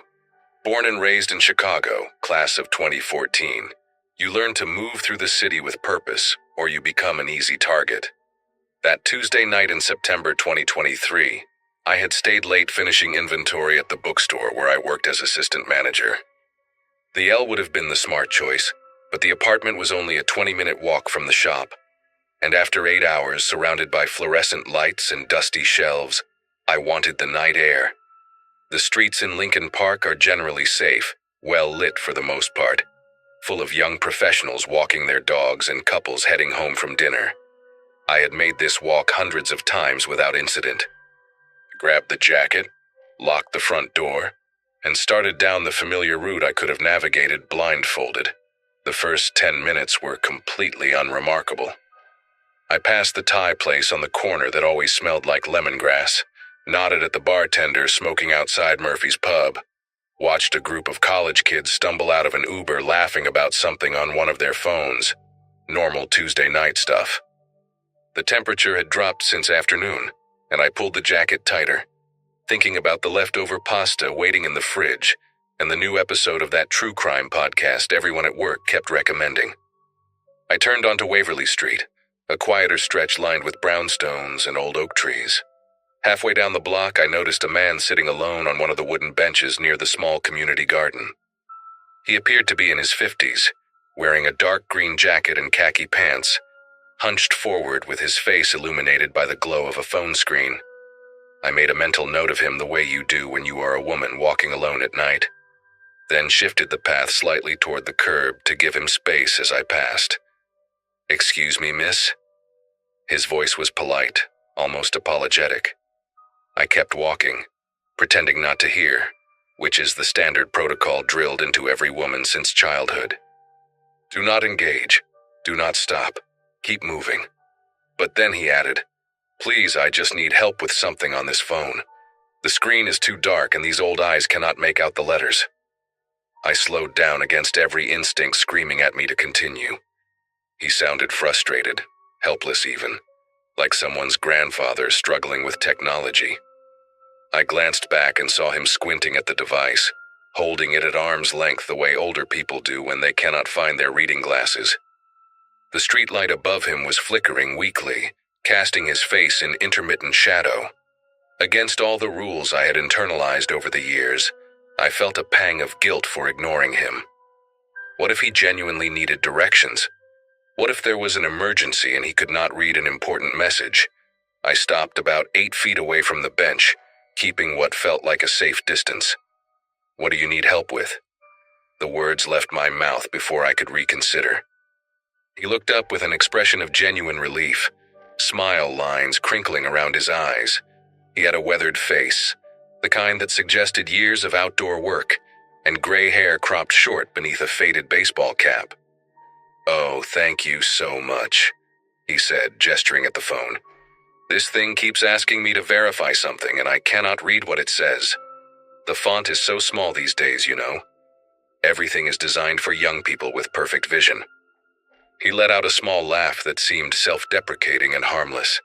I took a few steps closer, still maintaining some distance, craning my neck to see the screen from where I stood. The phone displayed some kind of login page with tiny text. "It says, 'Enter your verification code,'" I told him. "There should be a text message with a number." "A text message?" He frowned at the screen, then started scrolling slowly with his index finger. "How do I get to those? Is that the little envelope icon?" He angled the phone toward me, and I found myself leaning in slightly to get a better look. "No, that one there," I said, pointing without thinking. "The green one with the white bubble." He fumbled with the screen, tapping the wrong app twice before finally opening messages.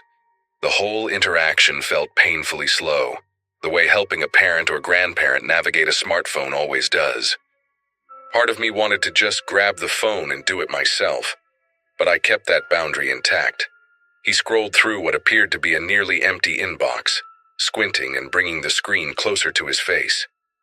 "I think it might be this one," he muttered. "Can you see the numbers? There are too many of them, and I cannot tell which ones to type in." He shifted on the bench, moving toward the edge closest to me, shrinking the gap between us by another foot or two. Something in the air changed then, though I could not have explained what.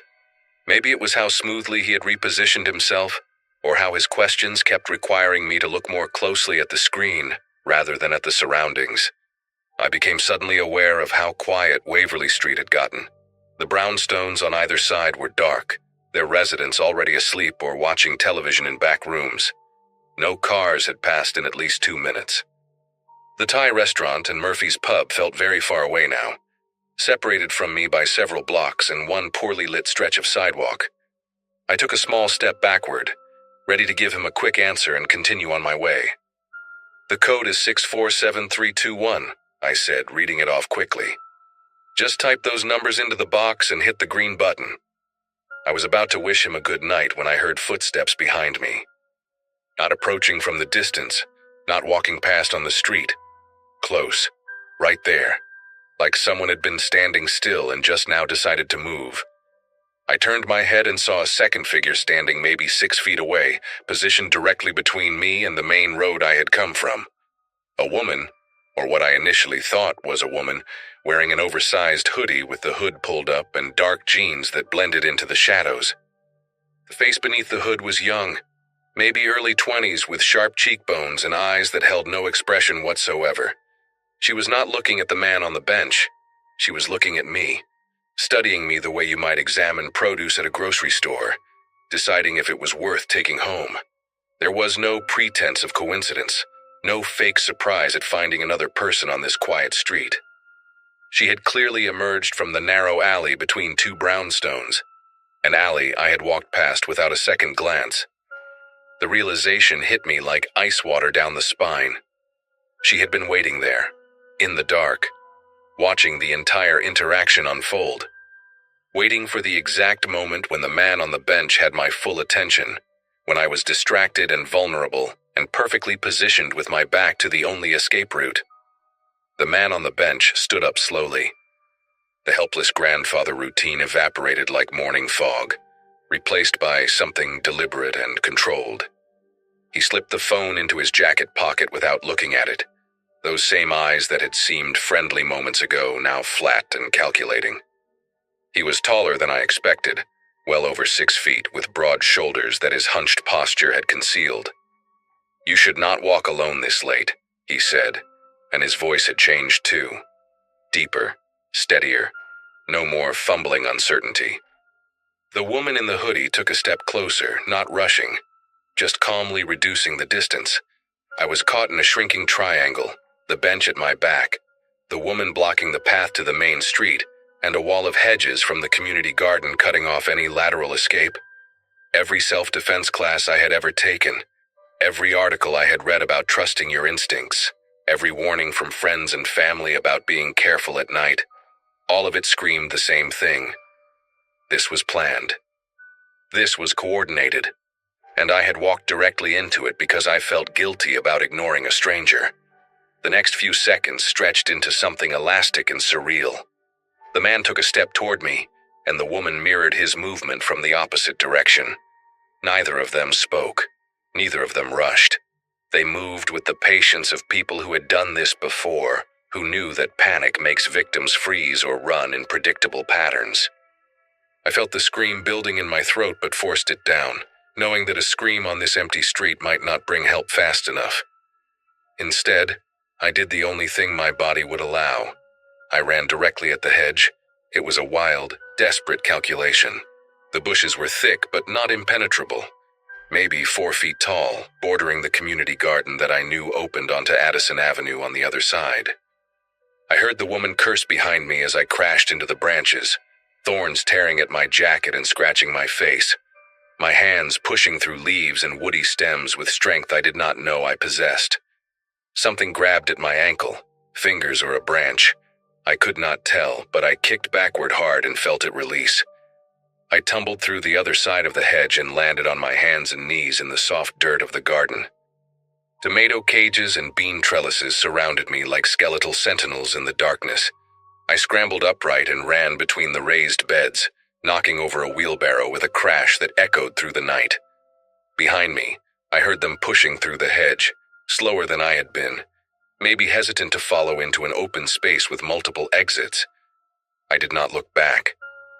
I reached the chain-link fence on the far side, climbed it in 3 desperate movements that left my palms bleeding from the wire, and dropped onto the sidewalk of Addison Avenue.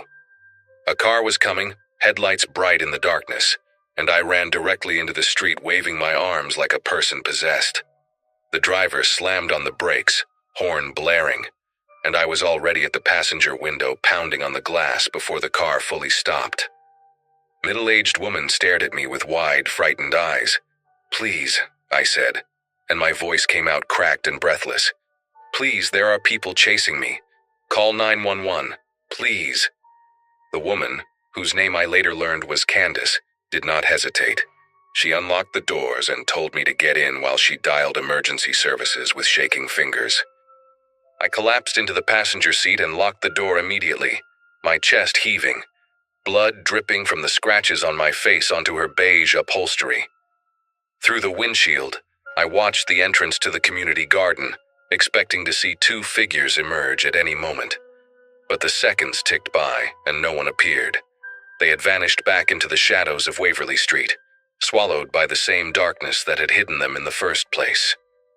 The police arrived within 7 minutes, 2 squad cars with lights flashing, and I gave my statement while sitting on the curb wrapped in a shock blanket that one of the officers had retrieved from his trunk. I described the man in detail, the green jacket, the baseball cap, the weathered face. I described the woman in the hoodie, her sharp cheekbones, her empty stare. The officers exchanged glances when I mentioned the coordination between them, the way they had positioned themselves to cut off my escape. "Sounds like a team," one of them said quietly to his partner, as if this was something they had heard before. The detectives who contacted me the following week told me I was lucky.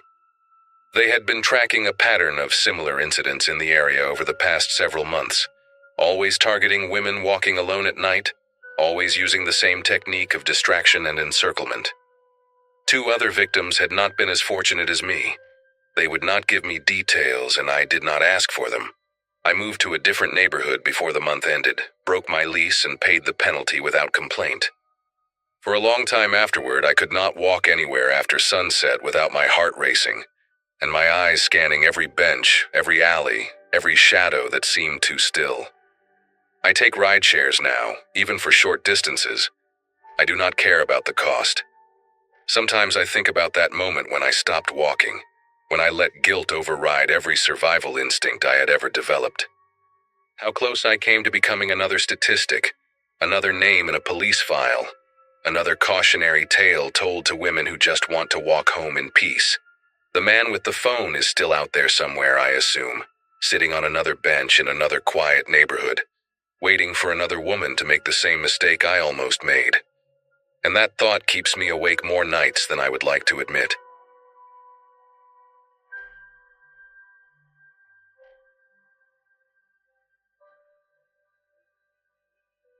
A stretch of empty highway late at night isn't usually where people expect anything meaningful to happen, but for me, it had become a second home. At that time in my life, I was juggling long shifts with the roadside assistance company while trying to save enough to move into a place that wasn't a shared basement apartment. Nights were quieter, paid a little better, and honestly gave me space to think. So when my work phone buzzed with a service request around 1:40 a.m., I didn't hesitate. The location was a long, forgotten segment of highway about 40 minutes from town. No streetlights, barely any signage, the kind of place where the darkness presses against the windows. I didn't bother calling dispatch to say I was heading out. I just grabbed the keys, threw on my jacket, and told myself it would be a quick tire change or a dead battery, nothing more. The road swallowed my headlights as I drove, and the temperature outside kept dipping lower than the forecast said it would. I remember noticing that the asphalt looked almost wet, even though it hadn't rained, like it was holding on to the cold.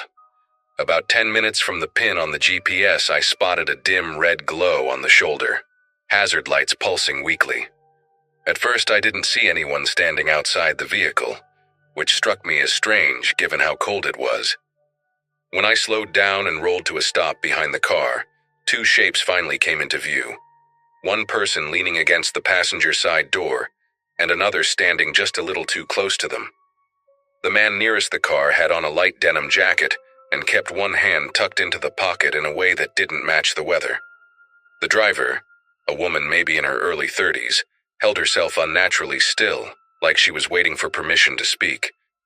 Stepping out of my truck, I called out a quick greeting, trying to sound casual.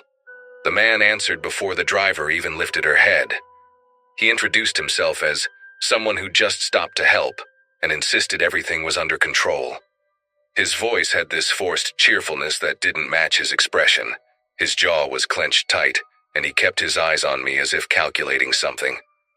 The driver finally looked up, but only for a second, and it was the briefest glance, just enough for me to notice the way her hand twitched near her thigh. When the man shifted his stance, she made the smallest motion behind his back, a quick flick of her fingers toward me, almost like she was signaling without wanting him to see. It was so subtle I almost doubted I'd seen it. Trying to assess the situation, I walked closer and asked the driver if she'd requested assistance. The man answered again, louder this time, saying she had a flat tire and he was just about to take care of it.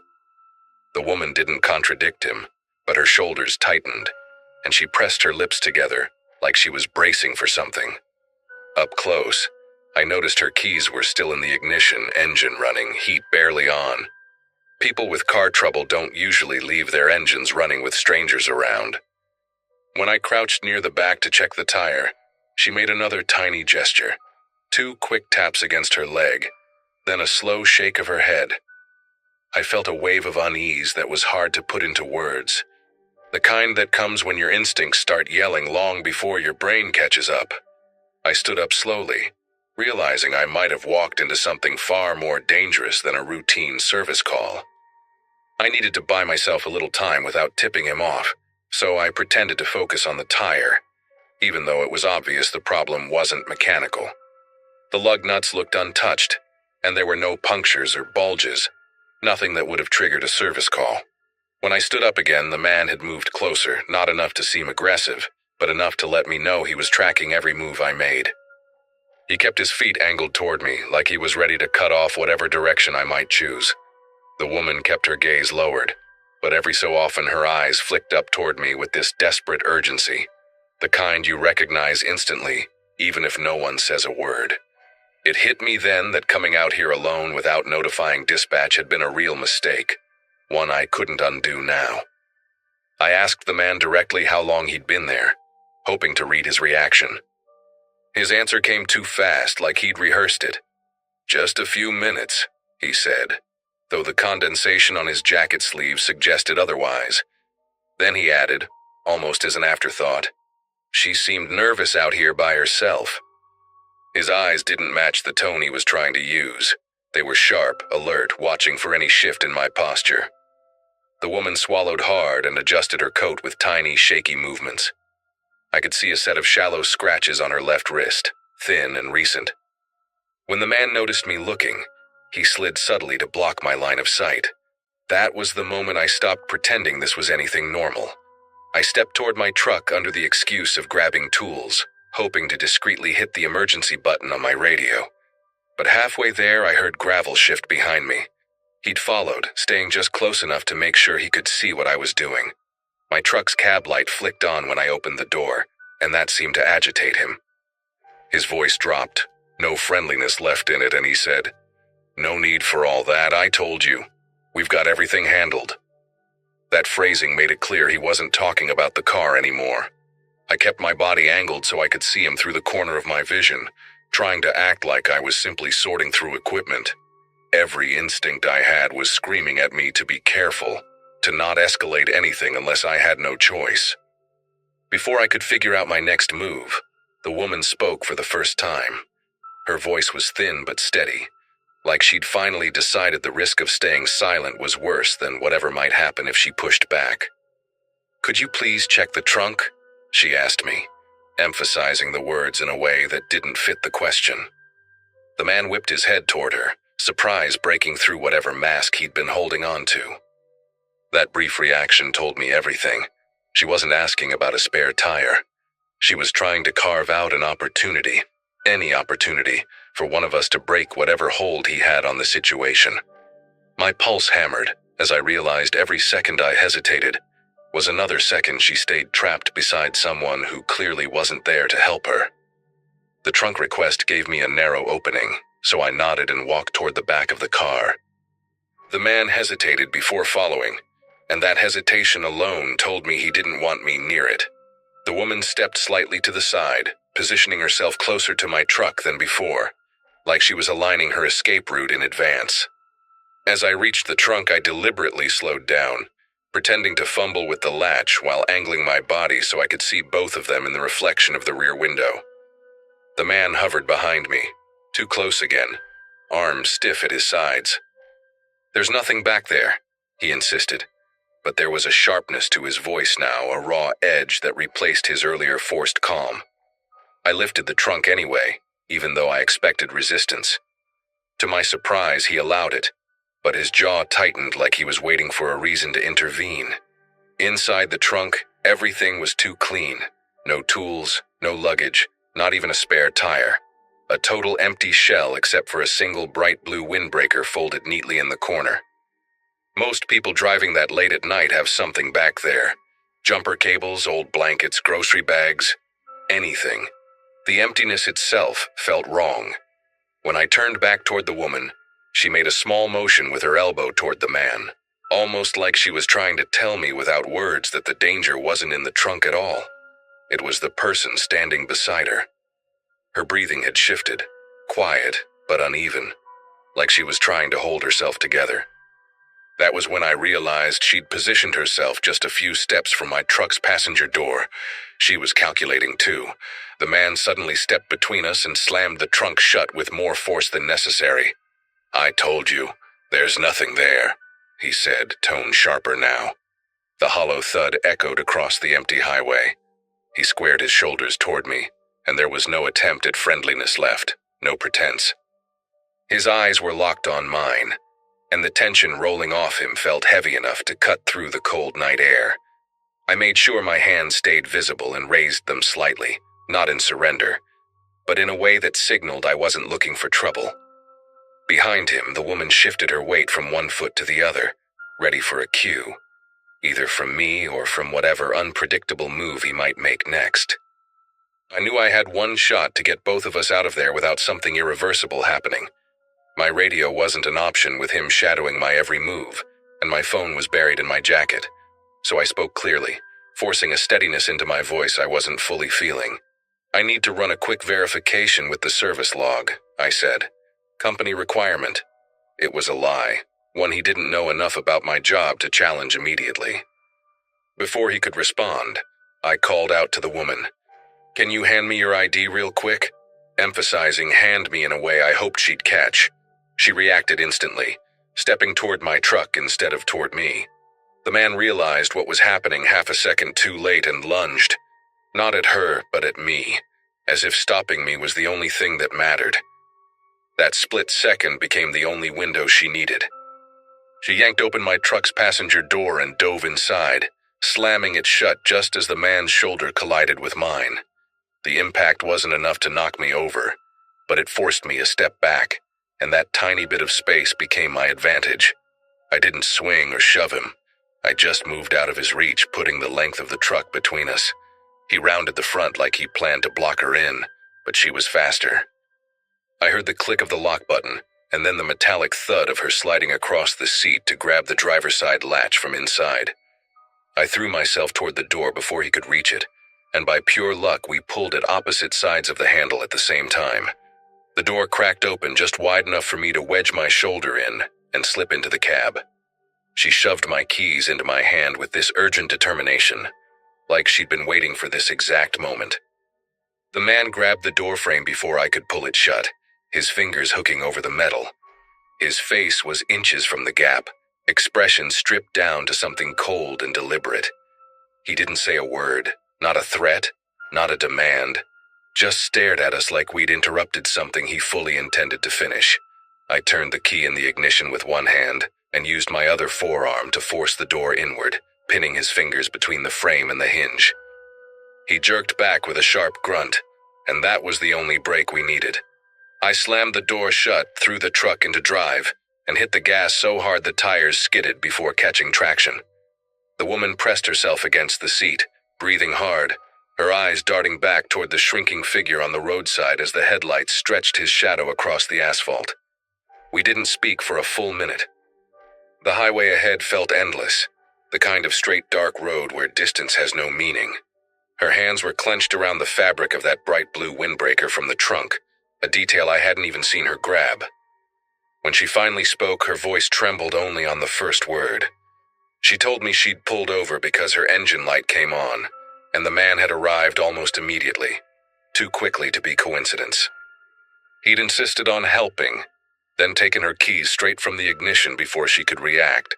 Every attempt she made to step away from him had been met with a firmer tone, a closer stance, a quiet pressure that kept her from running. She hadn't known what he wanted, only that he wasn't letting her leave. Her gestures toward me were the only signals she thought she could risk. I drove her straight to the nearest gas station with lights and security cameras, not stopping until we were in a place that felt safe enough for both of us to breathe normally again. From there, she called a relative to pick her up. I stayed with her until they arrived, then reported everything to dispatch and the county sheriff. When officers checked the location an hour later, Neither the man nor her car was there. No footprints, no tire tracks, nothing except a small patch of disturbed gravel where we'd struggled at the door. To this day, I don't know who he was or what he planned to do, and I still think about the fact that I almost showed up too late. But one thing became crystal clear that night. Instincts aren't guesses, they're warnings, and ignoring them on a deserted highway in the middle of the night could have ended in a way neither of us could come back from.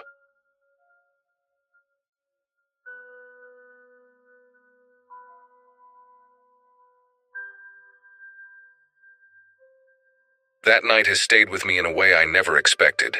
Maybe because life felt so steady back then.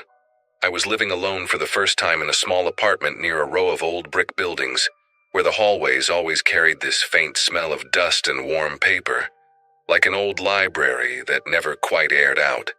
I'd been juggling work, errands, and the occasional swipe through a dating app just to remind myself I wasn't turning into a hermit. That's where I met a guy named Evan. At least that was the name he used. His profile showed him outdoors a lot, usually with a baseball cap and a big grin, the kind that made him look approachable without trying too hard. We chatted for a few days, nothing deep, but enough that meeting him didn't feel reckless at the time. He pushed a bit harder than I expected when it came to picking me up. I suggested meeting at the cafe, but he replied right away saying he'd rather take care of the driving, adding a winking emoji that I tried to interpret as playful, not controlling. I hesitated, fingers hovering above my phone, but eventually agreed because I didn't want to come across as paranoid. When he pulled up, the car was spotless in a way that didn't match the slightly messy vibe he'd given off online.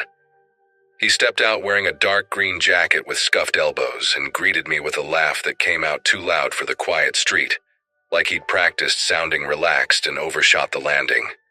Still, dinner itself was fine. Not great, not terrible. He talked a lot, mostly about his job in consulting, though every time I asked what exactly that meant, he changed the angle of the conversation. When we got back to my building, he parked and immediately got out, saying he'd walk me to my door. I thanked him, but said it wasn't necessary. It wasn't even late, and I lived in a pretty safe area. The shift in his face was instant, like someone clicking a switch behind his eyes. He didn't argue, just nodded once with this stiff-clipped motion and got back into the car. He didn't wave, didn't say goodnight, just pulled away with this slow, crawling roll that made me stand there pretending to check my purse so I wouldn't have to watch him drive off. Inside my apartment, I tried to shake it off by making tea and watching something dumb on my laptop, but the whole interaction kept replaying in my head, especially the way he shut down the second I declined his offer. A few hours later, I opened the app again out of curiosity, maybe to reassure myself I hadn't imagined the weirdness. His profile was gone, not unmatched, not blocked, but vanished completely. The more I thought about his pictures, the more details stopped lining up. One photo that looked like a campsite suddenly seemed like a stock image. The hiking picture had a backdrop I'd swear I'd seen online before. Even the age he listed didn't match the tiny lines I'd noticed near his eyes in the restaurant. It felt like realizing I'd gone on a date with a cardboard cutout, something shaped like a person but hollow once you looked too close. At the time, it just left me unsettled, nothing more. I couldn't have guessed the night still had one last turn waiting for me. Later that night, the building was unusually quiet, the kind of silence that makes every small noise stand out like it's being amplified. I couldn't sleep, so I left the living room lamp on and curled up on the couch scrolling through mindless videos just to distract myself. Every so often, the pipes in the wall let out these metallic pops, normal for the building, but they kept making me glance toward the hallway that led to my front door. Around midnight, something made me get up and walk to the peephole. It wasn't a noise exactly, more like the sense that the quiet had changed shape. When I looked through, the hallway was empty, but there was a faint shadow stretching across the floor, as if someone stood just outside the narrow field of view. I blinked hard, stepped back, and then leaned in again, but the shadow stayed, unmoving. My first instinct was to rationalize it, Maybe the light in the hallway was flickering, or maybe there was something leaning against the opposite wall casting that shape. I stood there arguing with myself in whispers, telling my brain to stop jumping to conclusions, but my body wouldn't move away from the door. Then I noticed something else. The air felt warmer near the peephole, like someone on the other side was standing close enough for their body heat to bleed through the wood. I rested my palm against the door for just a second and felt a faint vibration, rhythmic and subtle, like breathing. That's when the realization sank in that whoever or whatever was out there wasn't just passing through. They were waiting. I backed away slowly, keeping my eyes locked on the door. My apartment wasn't big, but suddenly it felt too open, with every lamp casting long, strange shadows across the walls. I reached for my phone, debating whether I should call someone, my friend Marina maybe, or even the building's security desk. But the idea of saying it out loud made me feel ridiculous. I hadn't seen a face. I hadn't heard footsteps, just a shadow and warmth. I kept trying to convince myself I was overreacting to a bad date and a worse vibe. Still, I turned off the TV and stood in silence, listening to every creak of the old building like it was a message. That's when the doorknob moved. It didn't rattle or jerk like in movies. It rotated slowly, deliberate enough that I heard each tiny shift of metal, like someone testing it with patience. Like they already knew I lived alone and wanted to see if I'd forgotten to lock the deadbolt. I felt my breath catch, not in a dramatic way, but in a quiet, instinctive way, like my body was bracing for something it didn't want to name. I took 2 steps back, then 3, gripping my phone so tightly my fingers tingled. The knob never turned all the way, but it moved just enough to prove that what I'd felt wasn't imagination. Someone was standing at my door, trying to get in as calmly as if they had all night to try. The sound stopped as suddenly as it began, but the silence that followed felt heavier than before, almost like it had weight to it. I kept staring at the door, expecting the knob to turn again, but nothing happened. I waited a full minute before tiptoeing back toward the peephole, moving slowly enough that the floorboards wouldn't betray me. When I pressed my eye against the tiny glass, the hallway looked normal again. Empty still, lit by that tired yellow bulb overhead. But the shadow I'd seen earlier wasn't there anymore. The air around the door didn't feel warm either. Everything looked so plain that I started wondering if my mind had stitched the whole thing together out of leftover anxiety from the date. I almost convinced myself of that, right up until I noticed the faintest echo of a shoe print right at the edge of my doormat, like someone had been shifting their weight back and forth while waiting. I backed away from the door and sat on the floor with my knees pulled up, trying to steady myself. I thought about calling the police, but what would I even say? Hi, a man I went on one mediocre date with might be lurking outside my home, except I can't prove it? It sounded absurd. And yet the unease rising through me didn't feel absurd. It felt precise, like every instinct I had was pointing toward the same conclusion.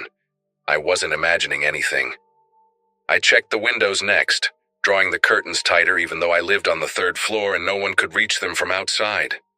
Then, I turned off the lamp in the living room, leaving only the soft glow from the kitchen nightlight. The dimness made shadows pool in the corners, but I felt less exposed with the lights low. I tried lying down on the couch, thinking sleep might take the edge off, but every sound made my eyes snap open. A distant elevator ding, the creak of another tenant's door. Even the hum of the refrigerator sounded sharper. Sometime around 1:30 I heard soft footsteps in the hallway, slow, evenly spaced, like someone pacing rather than heading toward a specific unit. They paused near my door, paused long enough that I covered my mouth with both hands to keep my breathing quiet. Then the steps continued a few paces and stopped again, right near the stairwell.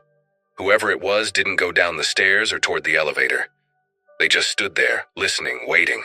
The presence felt intentional, like I was the only reason they were lingering on my floor at all. I stayed frozen on the couch until the footsteps eventually faded, but I didn't dare check the peephole again. My phone battery hovered at 12%, and I kept it clutched in my hand just in case. Every scenario I could think of flashed through my mind, each one worse than the last. I kept replaying the shift in Evan's face when I refused to let him walk me to my door. The stiffness in his posture, the sudden quiet, the way he pulled away without a single word. All those strange gaps in his stories at dinner had felt mildly annoying at the time. Now they stacked together like mismatched puzzle pieces, forming a picture I didn't want to look at directly. Whoever he really was, he hadn't disappeared from that app because he got bored. Something about the timing made my skin prickle in a way I couldn't ignore anymore. By the time 3 a.m. crawled around, exhaustion started pulling at me, but I was too keyed up to close my eyes for more than a few seconds. I decided to sit at the small dining table facing the door, telling myself that keeping the door in sight would make me feel more in control. It didn't. Every so often a faint thud came from somewhere in the building, pipes settling, a neighbor shifting in bed. Normal stuff. But in my head each noise stretched into something deliberate. I kept thinking about how close he'd been earlier, close enough for his breath to warm the wood. The thought settled under my ribs like a weight. I kept rehearsing what I'd do if he tried the doorknob again, but every version of the plan fell apart somewhere in the middle. Around sunrise, the hallway finally brightened as the motion-sensitive lights flicked to a cooler white. I hesitated for a good 10 minutes before checking the peephole again. This time, the hallway was completely clear, no shadows, no stray noises, nothing suggesting someone had been standing there hours earlier trying to slip inside. A tiny part of me wondered if I'd overreacted after all, until I noticed a small piece of folded paper tucked under the corner of my door. My stomach tightened immediately. I stared at it through the peephole for so long that my vision blurred. When I finally cracked the door open just enough to pull it inside, the hallway remained silent. The paper wasn't a note, not exactly, just a printed screenshot of a map with a blue pin dropped over my building. No message, no handwriting, just that. I didn't pack a bag. I didn't change clothes. I just grabbed my keys and left the apartment, locking everything behind me with shaking fingers. I drove straight to a coworker's place across town, someone I trusted enough not to question me when I showed up pale and wide-eyed on her doorstep. We sat in her tiny kitchen while I told her everything, every detail I could remember about the date, the hallway, the doorknob. She listened quietly, then insisted I call the police. I did, and the officer who came later that morning walked through my apartment, checked the hallway camera, and took a statement. The camera had a blind spot right by my door, just a few inches where someone could stand without being seen. The officer said they'd look into it, but I could tell by his tone he thought I'd just had a frightening night and nothing more. I didn't go back to that apartment for 3 days. When I finally did, I brought 2 friends with me. Nothing had been disturbed. No more papers under the door, no strange sounds, but that screenshot sat heavy in my thoughts. It was too intentional, too pointed to be random. I ended my lease 2 months early and moved to a different building across the river, someplace with brighter hallways and cameras that didn't leave blind spots. I changed numbers, deleted the dating app, and spent weeks wondering how much of the person I'd met was even real. What scared me most wasn't that he'd lied about his photos or his job. It was that he'd wanted to walk me to my door. He wanted to know exactly where I lived. Looking back now, I still don't know what would have happened if I hadn't locked the deadbolt that night. Maybe nothing. Or maybe everything that kept me awake afterward, the footsteps, the warmth at the door, the map, would have led somewhere much darker. All I know is that the moment that doorknob turned, something in me changed permanently. I trust my instincts now, even when they don't make sense to anyone else. Especially then. Whatever he was planning, it stopped at that locked door. And that's enough closure for me, even if the rest of it never makes sense.